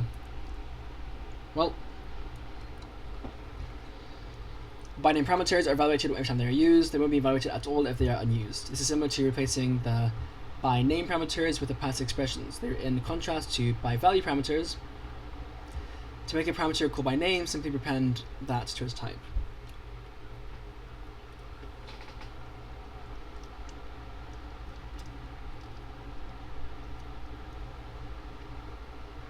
Huh?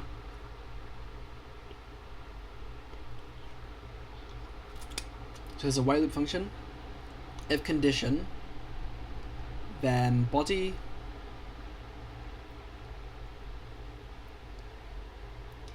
while loop I is more than 0, and then here with trailing lambda notation. Trailing lambda notation is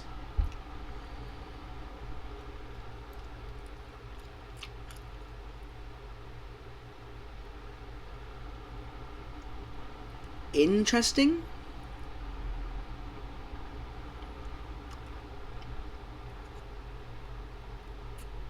It's interesting. Like having a function support a body argument is interesting.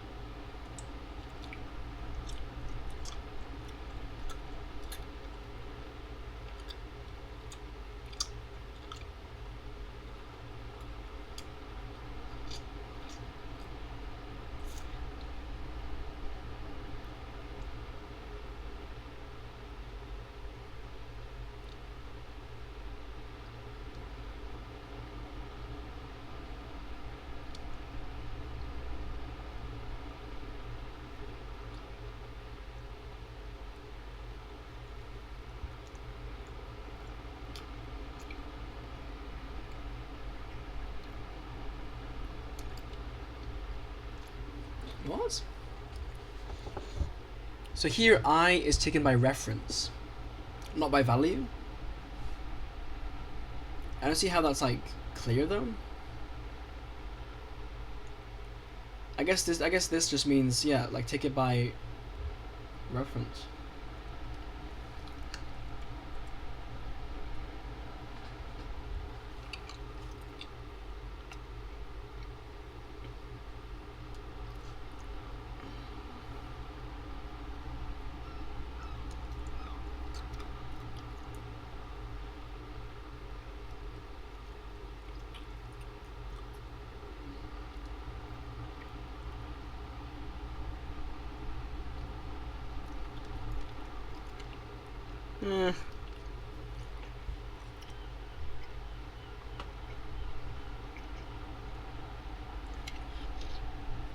Annotations.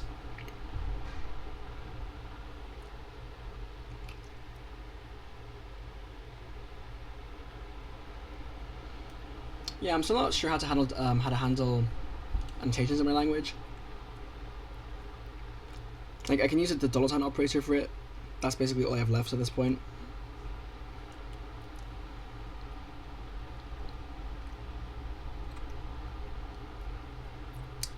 Or just add like a deprecated keyword, but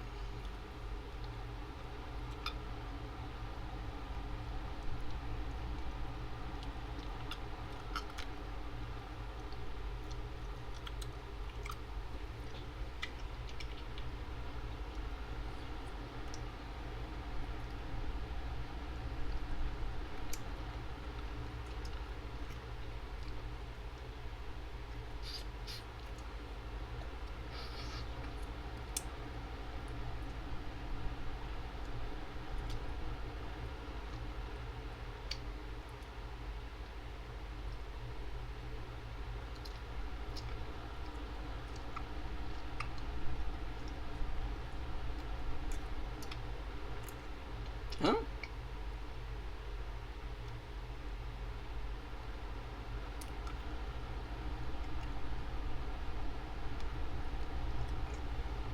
These be an inline keyword.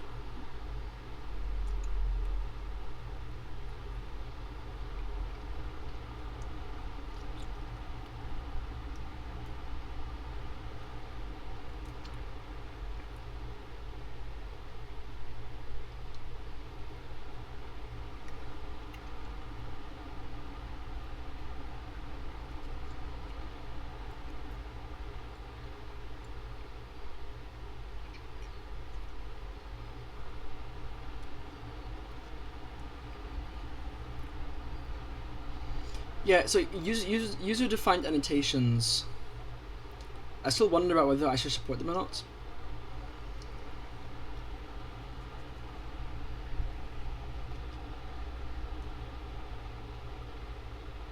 Because, like, are they the same as just comp time arguments?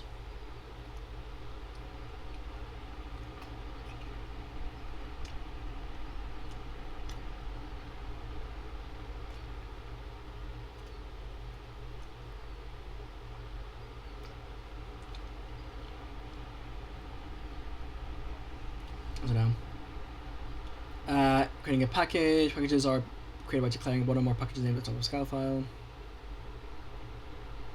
One convention.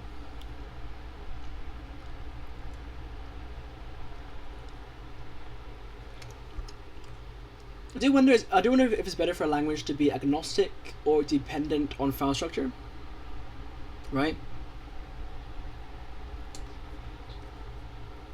Like, in Rust, the file structure very much does matter, and that can be a bit annoying if you're not, like, accustomed to it. And it can be quite, like, restricting, right? But, like, as long as you just have a good convention and enforce it.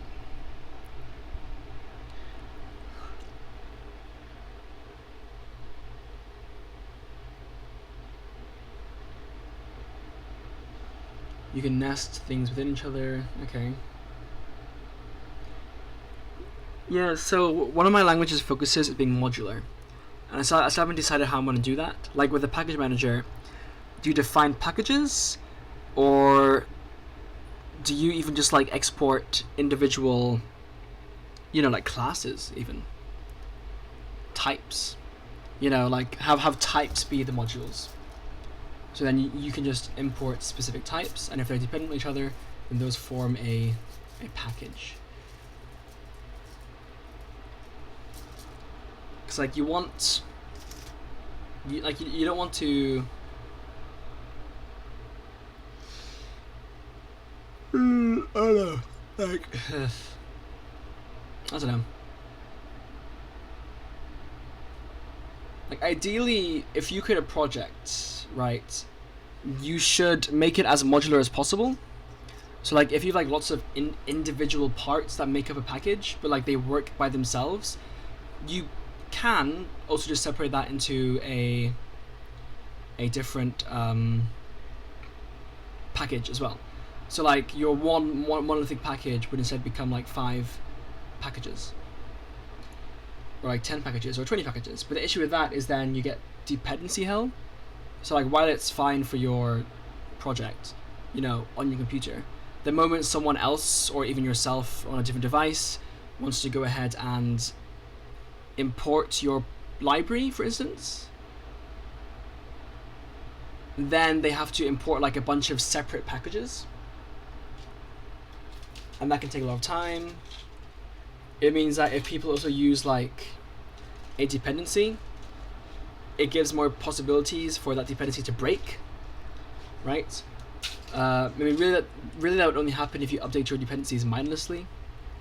But like if you have so many dependencies, like you probably don't care to check all of them, right? I mean you should, but like I'm saying, like if I have like 2,000, right, and then like 500 get updated, then like am I going to check every single one? Well, yeah, you should. to be fair, like first of all, like if it ain't broke, don't fix it, and likewise, if it ain't broke, don't update it because it could break. So yeah, I don't know. So like, would you have like packages, right? So like you can install a package that packages other packages. Right? It's an idea. And then it doesn't mean you get duplication, right? So like the way it would work is that if you have like a big monolithic library that contains thousands of packages, the point is if the user installs that package, it would be their own local copy, so they only have to query that one repository. Whereas if I had 1,000 packages, right, like if I install a Python project or something, and then like I have to import 1,000 different things, like the reason it takes so long to do it is largely because I have to like query each one individually, which right is really annoying. But if I have a package pack of packages, then it's bundled, right? But then it means that you individually, like as a library user, cannot update the dependencies, which is also a good thing, right? Because then it means that the user cannot break your library by updating things you don't want to be updated. So there's that as well. But yeah, anyway, it's an interesting thing to tackle. Com.google. What is com, by the way? Company? .google, .self-driving car, .camera. I guess company, right? Imports. You've started to import everything. I do still wonder if I should allow importing everything. I guess you can. But like, for my language, I don't want to have prefixes. Like, I want you to be able to just like this, like import whatever, and then you can just use it, right? No namespacing, and you only have namespaces when you have collisions. But then for collisions, you don't have to like you don't have to write your own namespace. Like you just have you just do math.square root, and like that will automatically work. Whereas in Rust, I don't think you can do math.square root if you import it like this. I may be wrong, but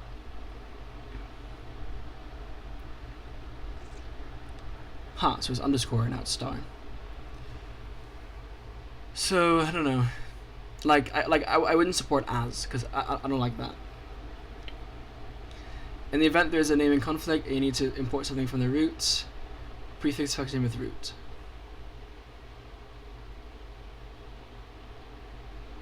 Okay. Top level definitions. Often it is convenient to have definitions accessible across an entire package and not need to invent a name for a wrapper object to contain them. Yeah? Any definitions placed at the top level of the package are considered members of the package itself.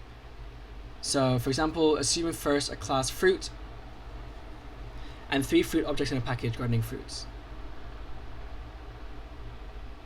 So fruit, then you have apple, plum, banana.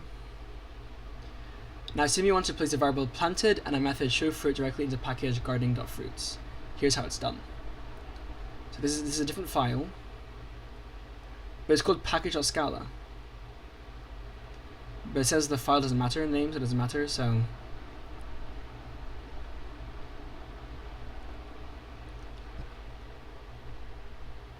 well, so because it's global, I just have these, right? Import with a wildcard.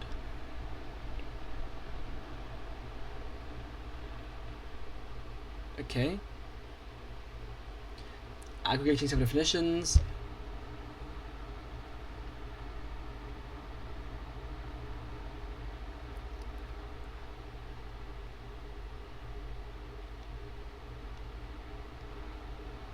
Export.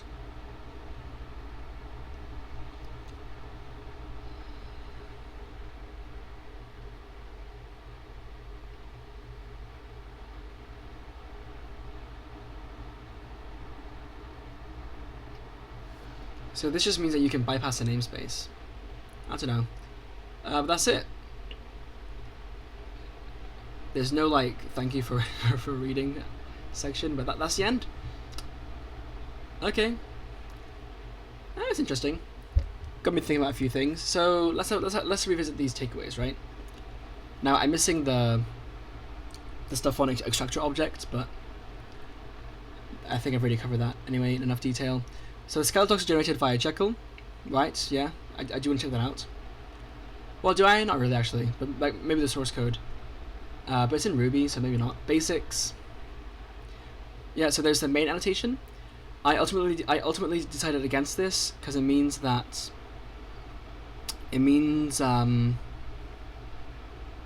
first of all, what do you call your entry point? Like you got to call it something anyway.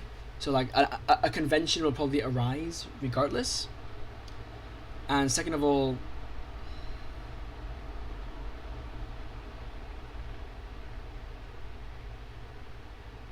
there was another reason. Maybe it's just that I don't know if I want to have and annotations. So instead you just call it main. Multiple parameter lists. Yeah, I was saying that this is very unnecessary. Pattern matching. Excuse me. Pattern matching.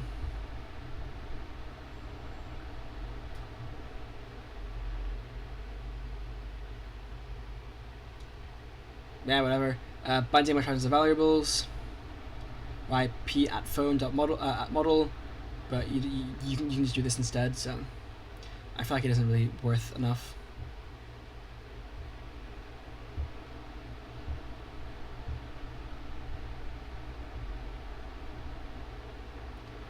But this is again only if you don't have an is operator. I do, so it's fine.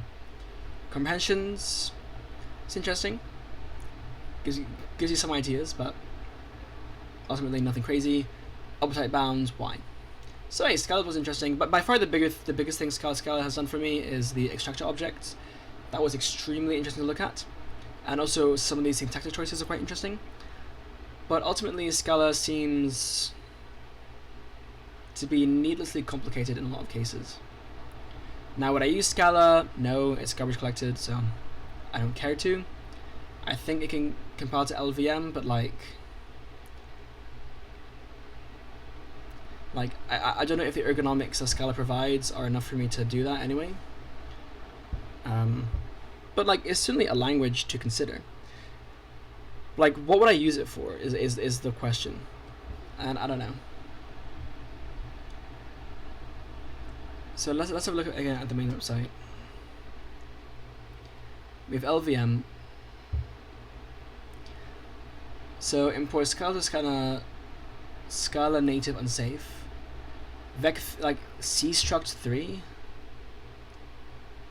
define some vector pointer vec. Like stack alloc vec. Like I need to call stack alloc explicitly. Like at that point, the ergonomics just kind of die, right? And I prefer to use either C++ or Rust.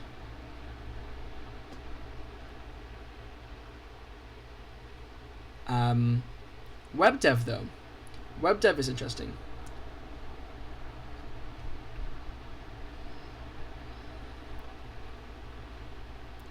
Classes. I mean, for web dev, it's just a case of not using JavaScript, right? Now, I don't know what other JavaScript alternatives are out there. Maybe Kotlin.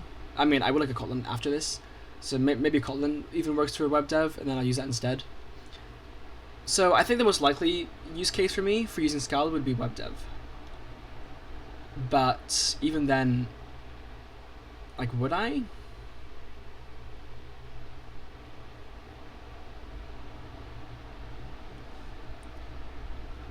Or would I use TypeScript, you know?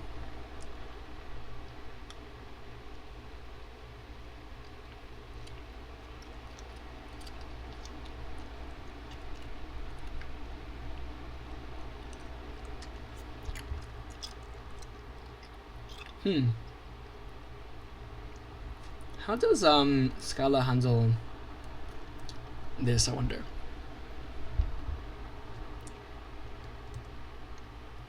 How does Scala handle placeholder syntax? Like +3 with in regards to nesting. Like, why isn't .map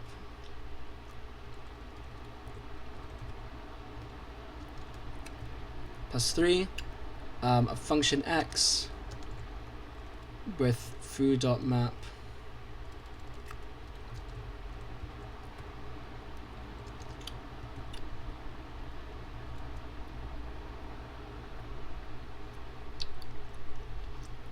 scoped?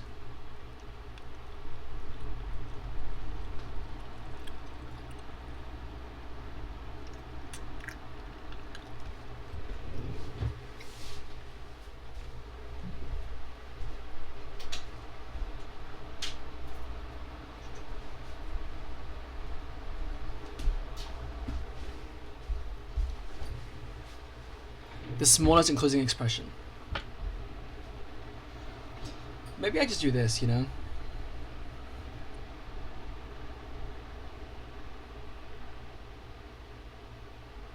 Have it like be at the expression level, and then if I want to, you know, override that, then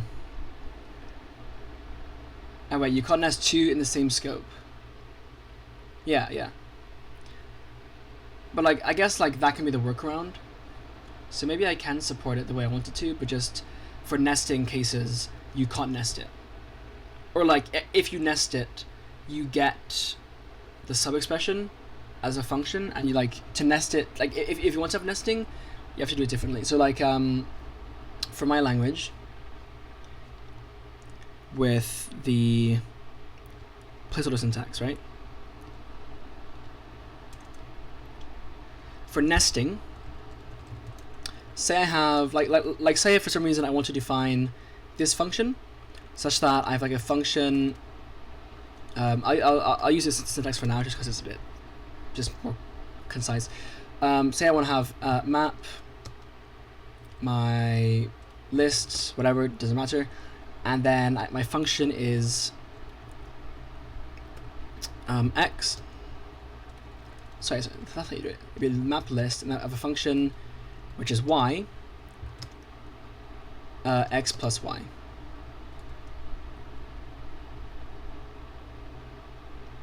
Yeah. So here y comes from the list, right? And then x comes from outside. Right? Like say I want to have this. That means I can't do map list and like at 0 plus at 1. Right? This would evaluate to a function like this.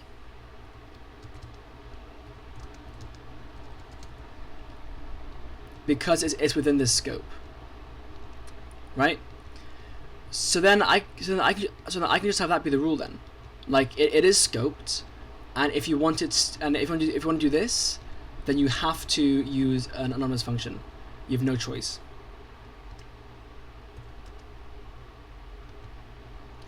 So you get this and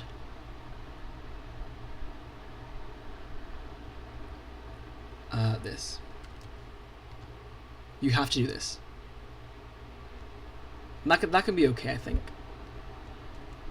So then for piping, like if I have a list, right, and I want to pipe it, then I need my target to be here for the pipe. And then I have a function that's like 0 plus times 2, let's say. Like this is a bit confusing because now I have two different things. Like this is at 0 from the list, and then this is at 0 times 2. But then like if I just had at 0 instead here, right? Or let me do a different example. But then like say I have a function here. It's like a function x, right, where I have x plus times 2, and then I want to pipe that into my map. So then my target becomes list, and then I have my target here instead. But like this isn't an anonymous function. Like this has to take the pipe.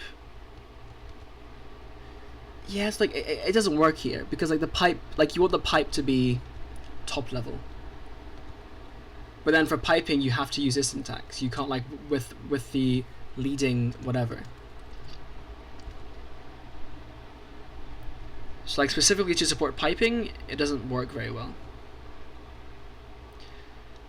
So hey, do I have piping or do I not?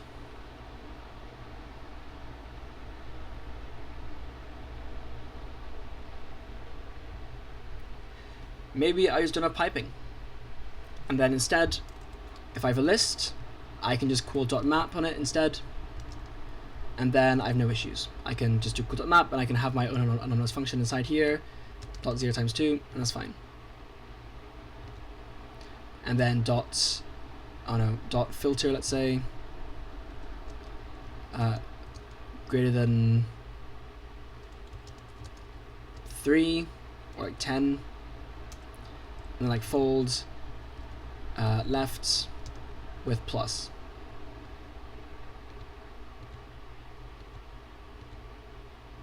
Right?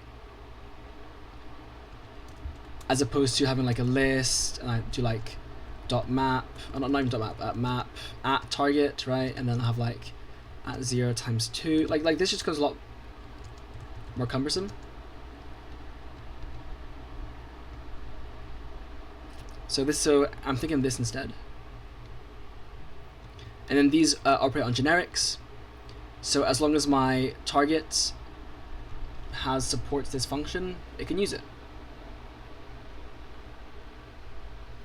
So that feels right to me.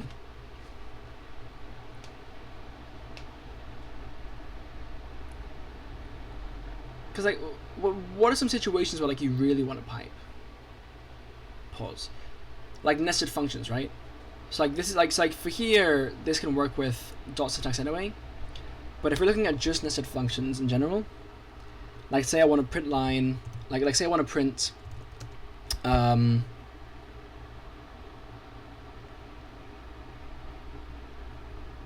want to print like foo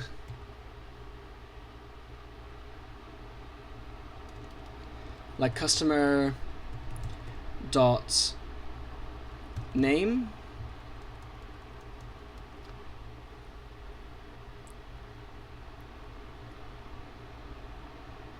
or like I want to print customer ID, which is a type,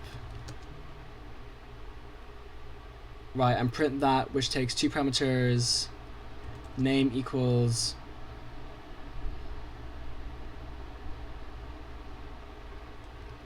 say Kojo, number equals whatever, right?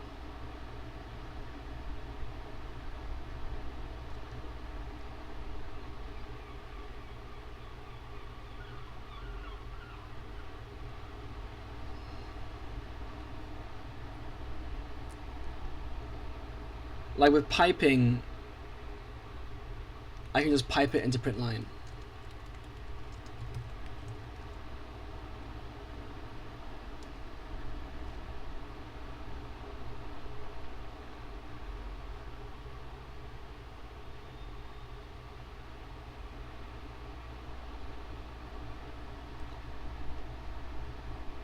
Like this. Minus the print line at the top. The thing is, like, my language already supports denesting. Let me find an actual example. Give me an example of a deeply nested function call that would benefit from pipe syntax.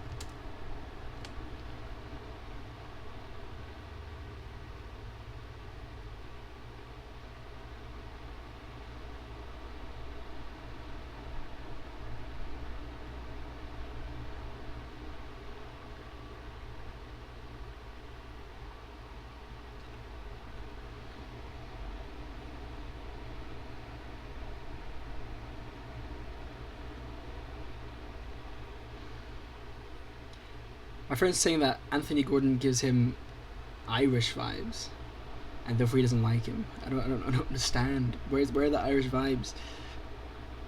And why is that a bad thing anyway?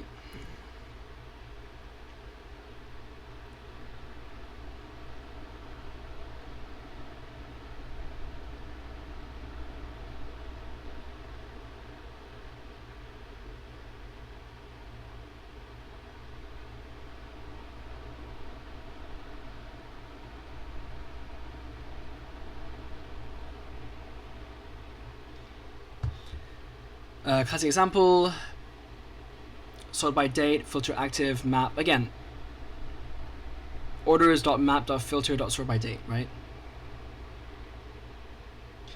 I guess a general thing though is like this is like these can be bundled into traits. But like if I have a custom function like sort by date, right? That's just like that would only operate on, like, you wouldn't be able to call it with dot syntax, right?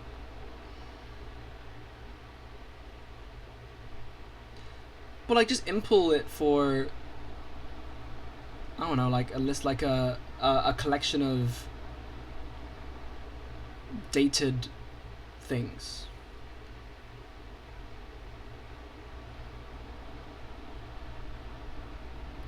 Or something.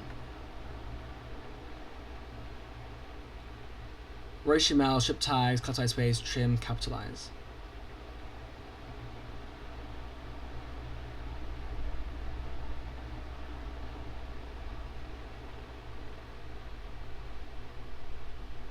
Like, here there's targeting.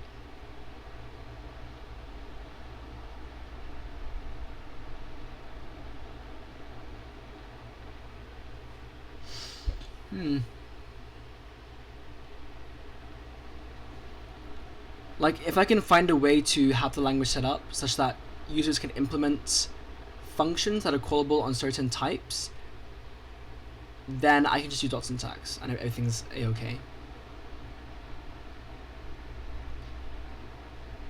But anyway, there is another thing about this. Taking this example, for instance. I should do it like this, actually. Because of my function syntax, first of all, it would look like this.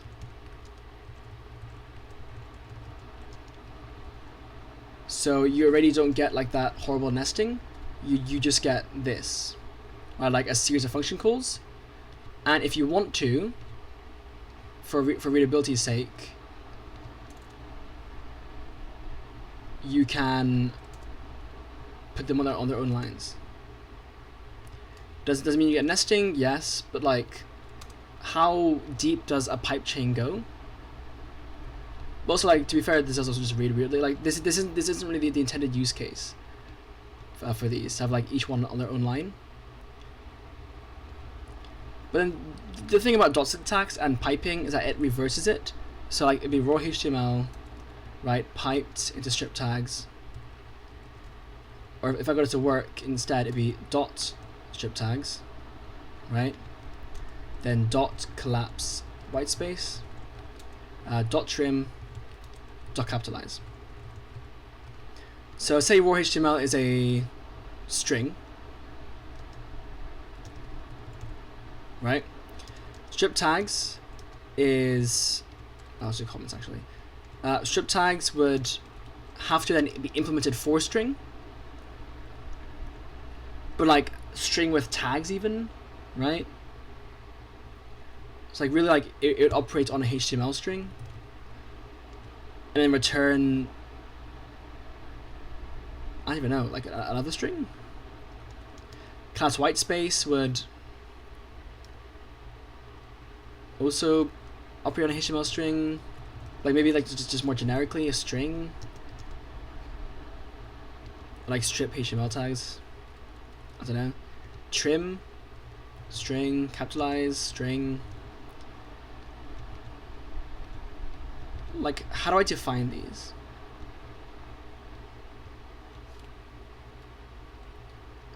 So I don't know.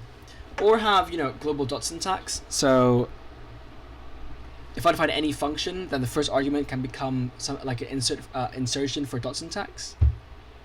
I can have that. But I just don't like it.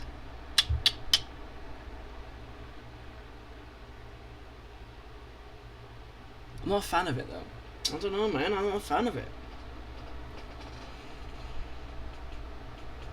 But I suppose it makes sense.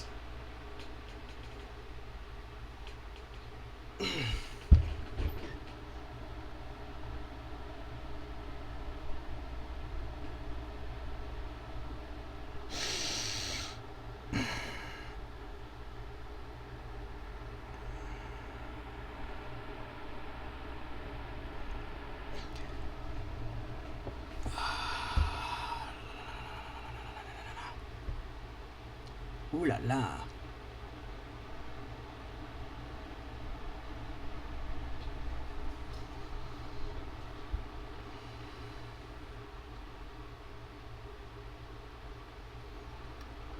And like, if everything is dot syntax, like, at what point do I even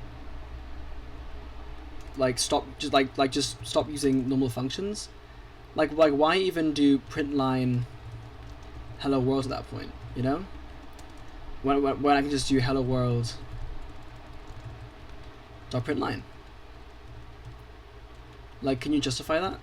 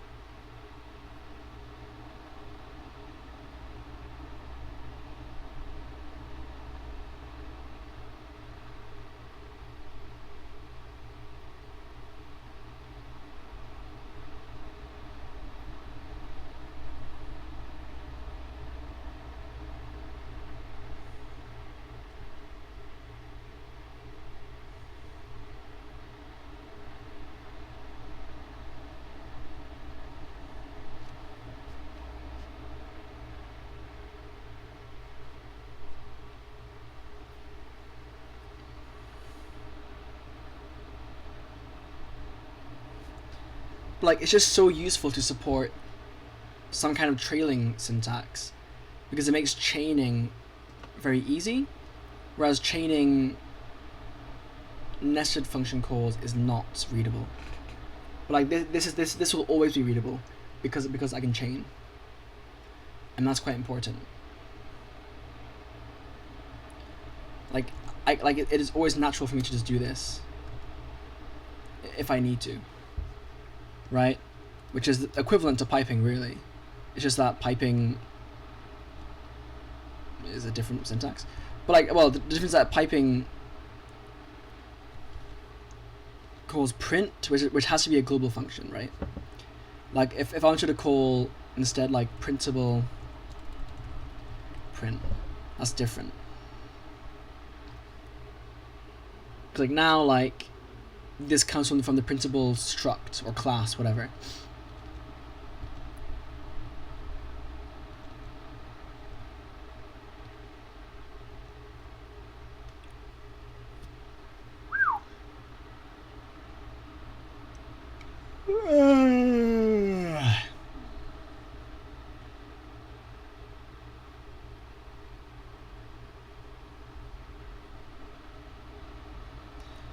What's like a good example?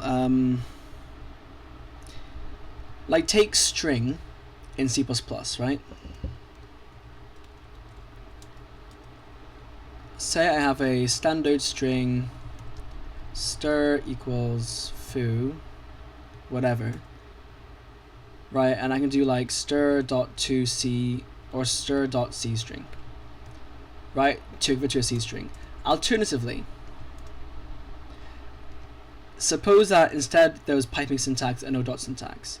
Then I have to like stir pipe what, like string C string? Like, that's the kind of comparison I'm making here.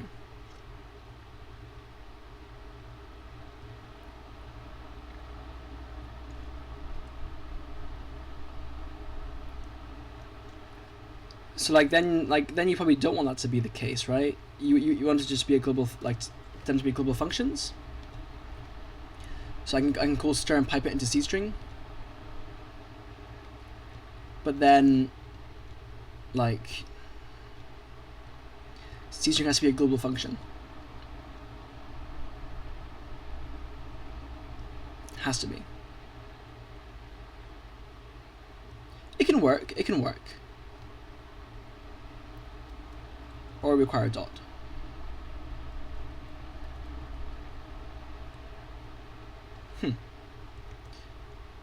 Does it make sense? Are there any languages that do not support raw f(x) function calls and only have function calls via dot syntax like x or f, or pipe syntax like x f?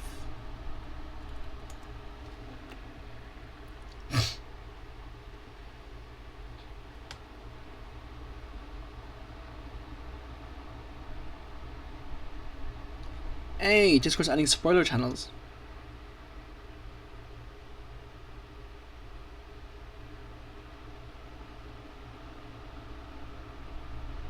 That's actually huge.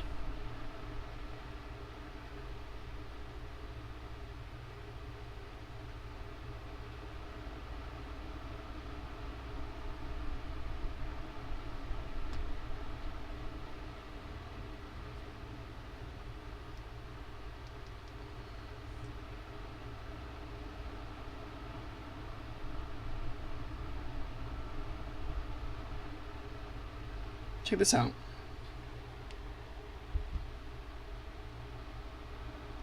Or not.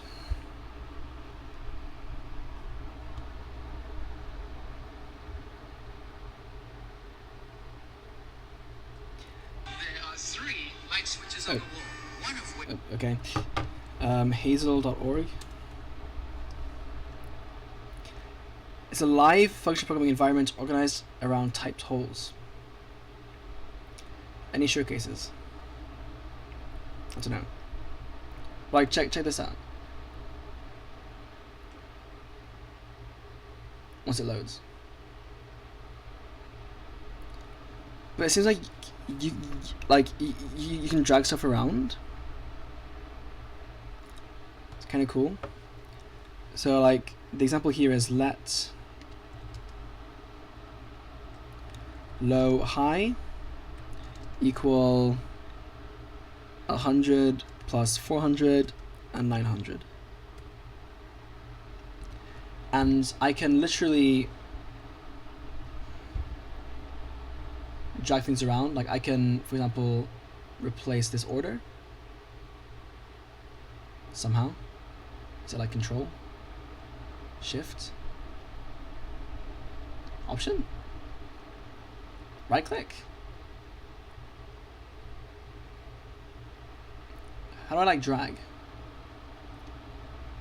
First of all, I'm getting like this stuff here is interesting.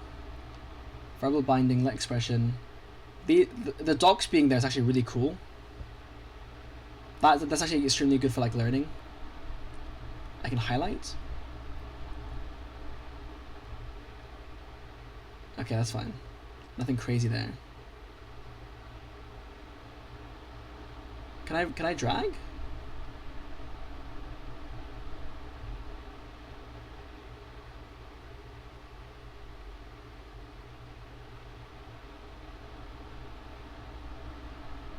It seemed like I could.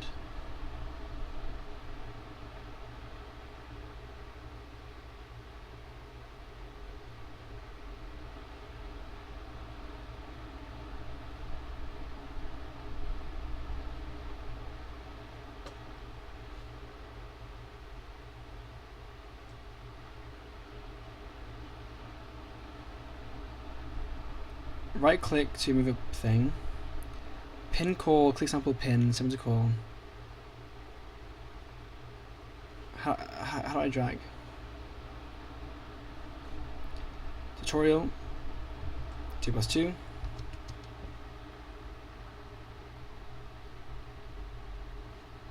Okay. 2 times 3 plus 4 times 5.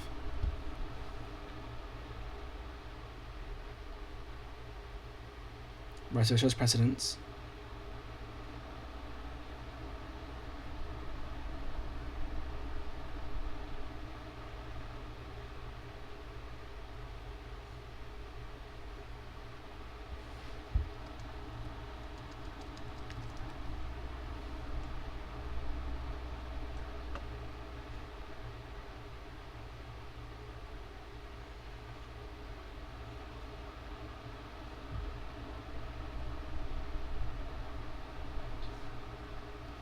How do I step?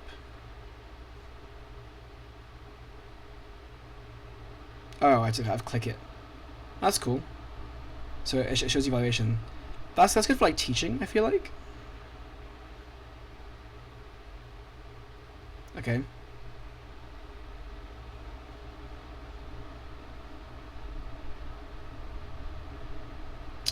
I want to drag them around, bro. Or maybe it's not out yet as a feature. But anyway, yeah, pretty cool. That just came up on my feed just now on Twitter.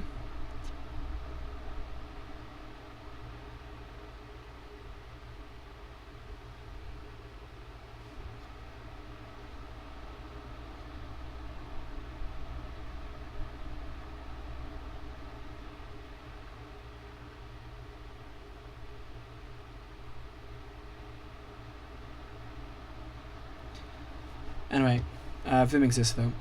Scala.js, collections. I mean, it's just a nicer JavaScript, right? Like that's what I'd use it for. Scribble.ninja.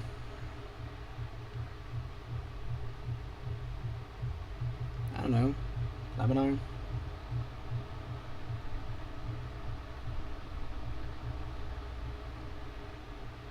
Right. Fuck. Okay. Don't I so big?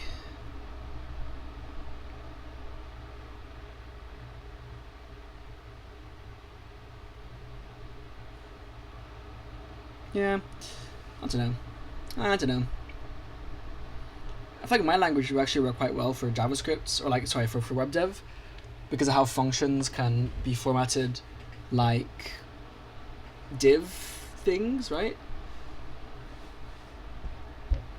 Like if I take this,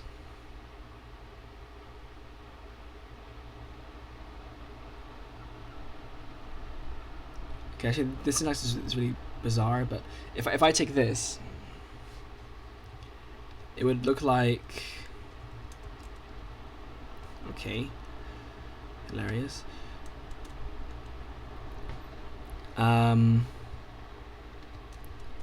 Like div, or it's like div uppercase, div label equals your name or something,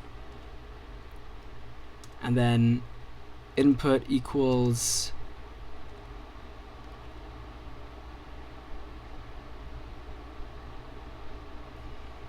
on mount focus placeholder on input map to value.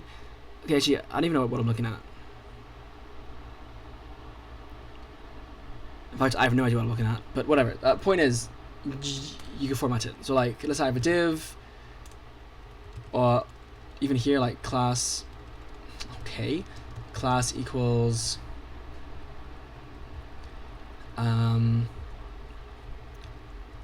button, well, not button.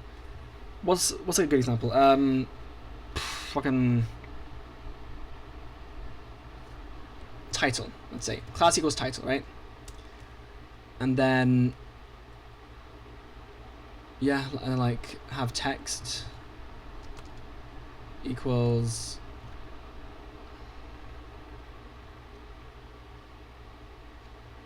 my website.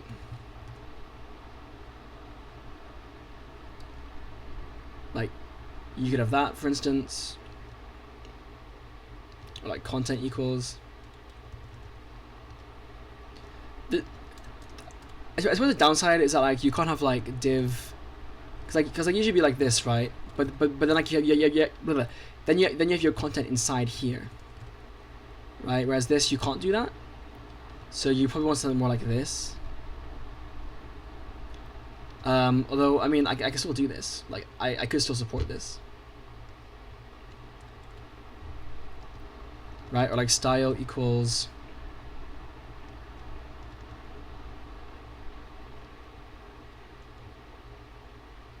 Although really, it should be more like this then. Div my website and then like have like your class underneath. That'd be a bit more better. Or like style equals, I don't know, style.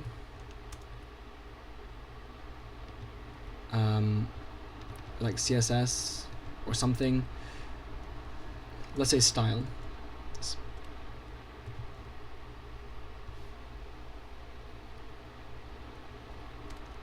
Red color equals red. It's an enum. Font size equals 40.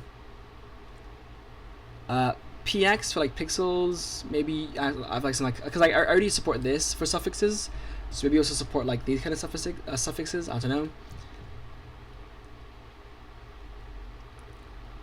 Right, for like integer conversions, like font size could be EM. PX. So let's suppose I have PX.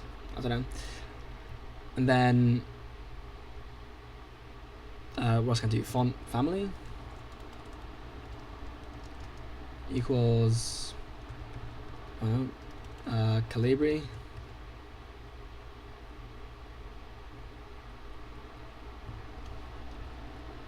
Or at that point, just like even just like build it into the div itself, right? For a nicer API.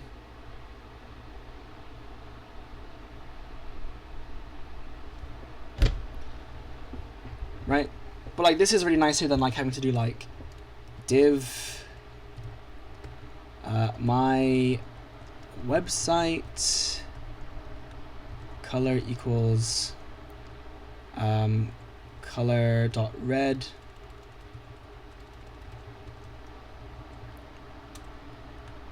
font size equals 40, maybe with PX. Font family equals Calibri, and then like you have to have training commas and all this. Like this just looks kind of ugly. Whereas here you just have the formatting already, like that declarative syntax. So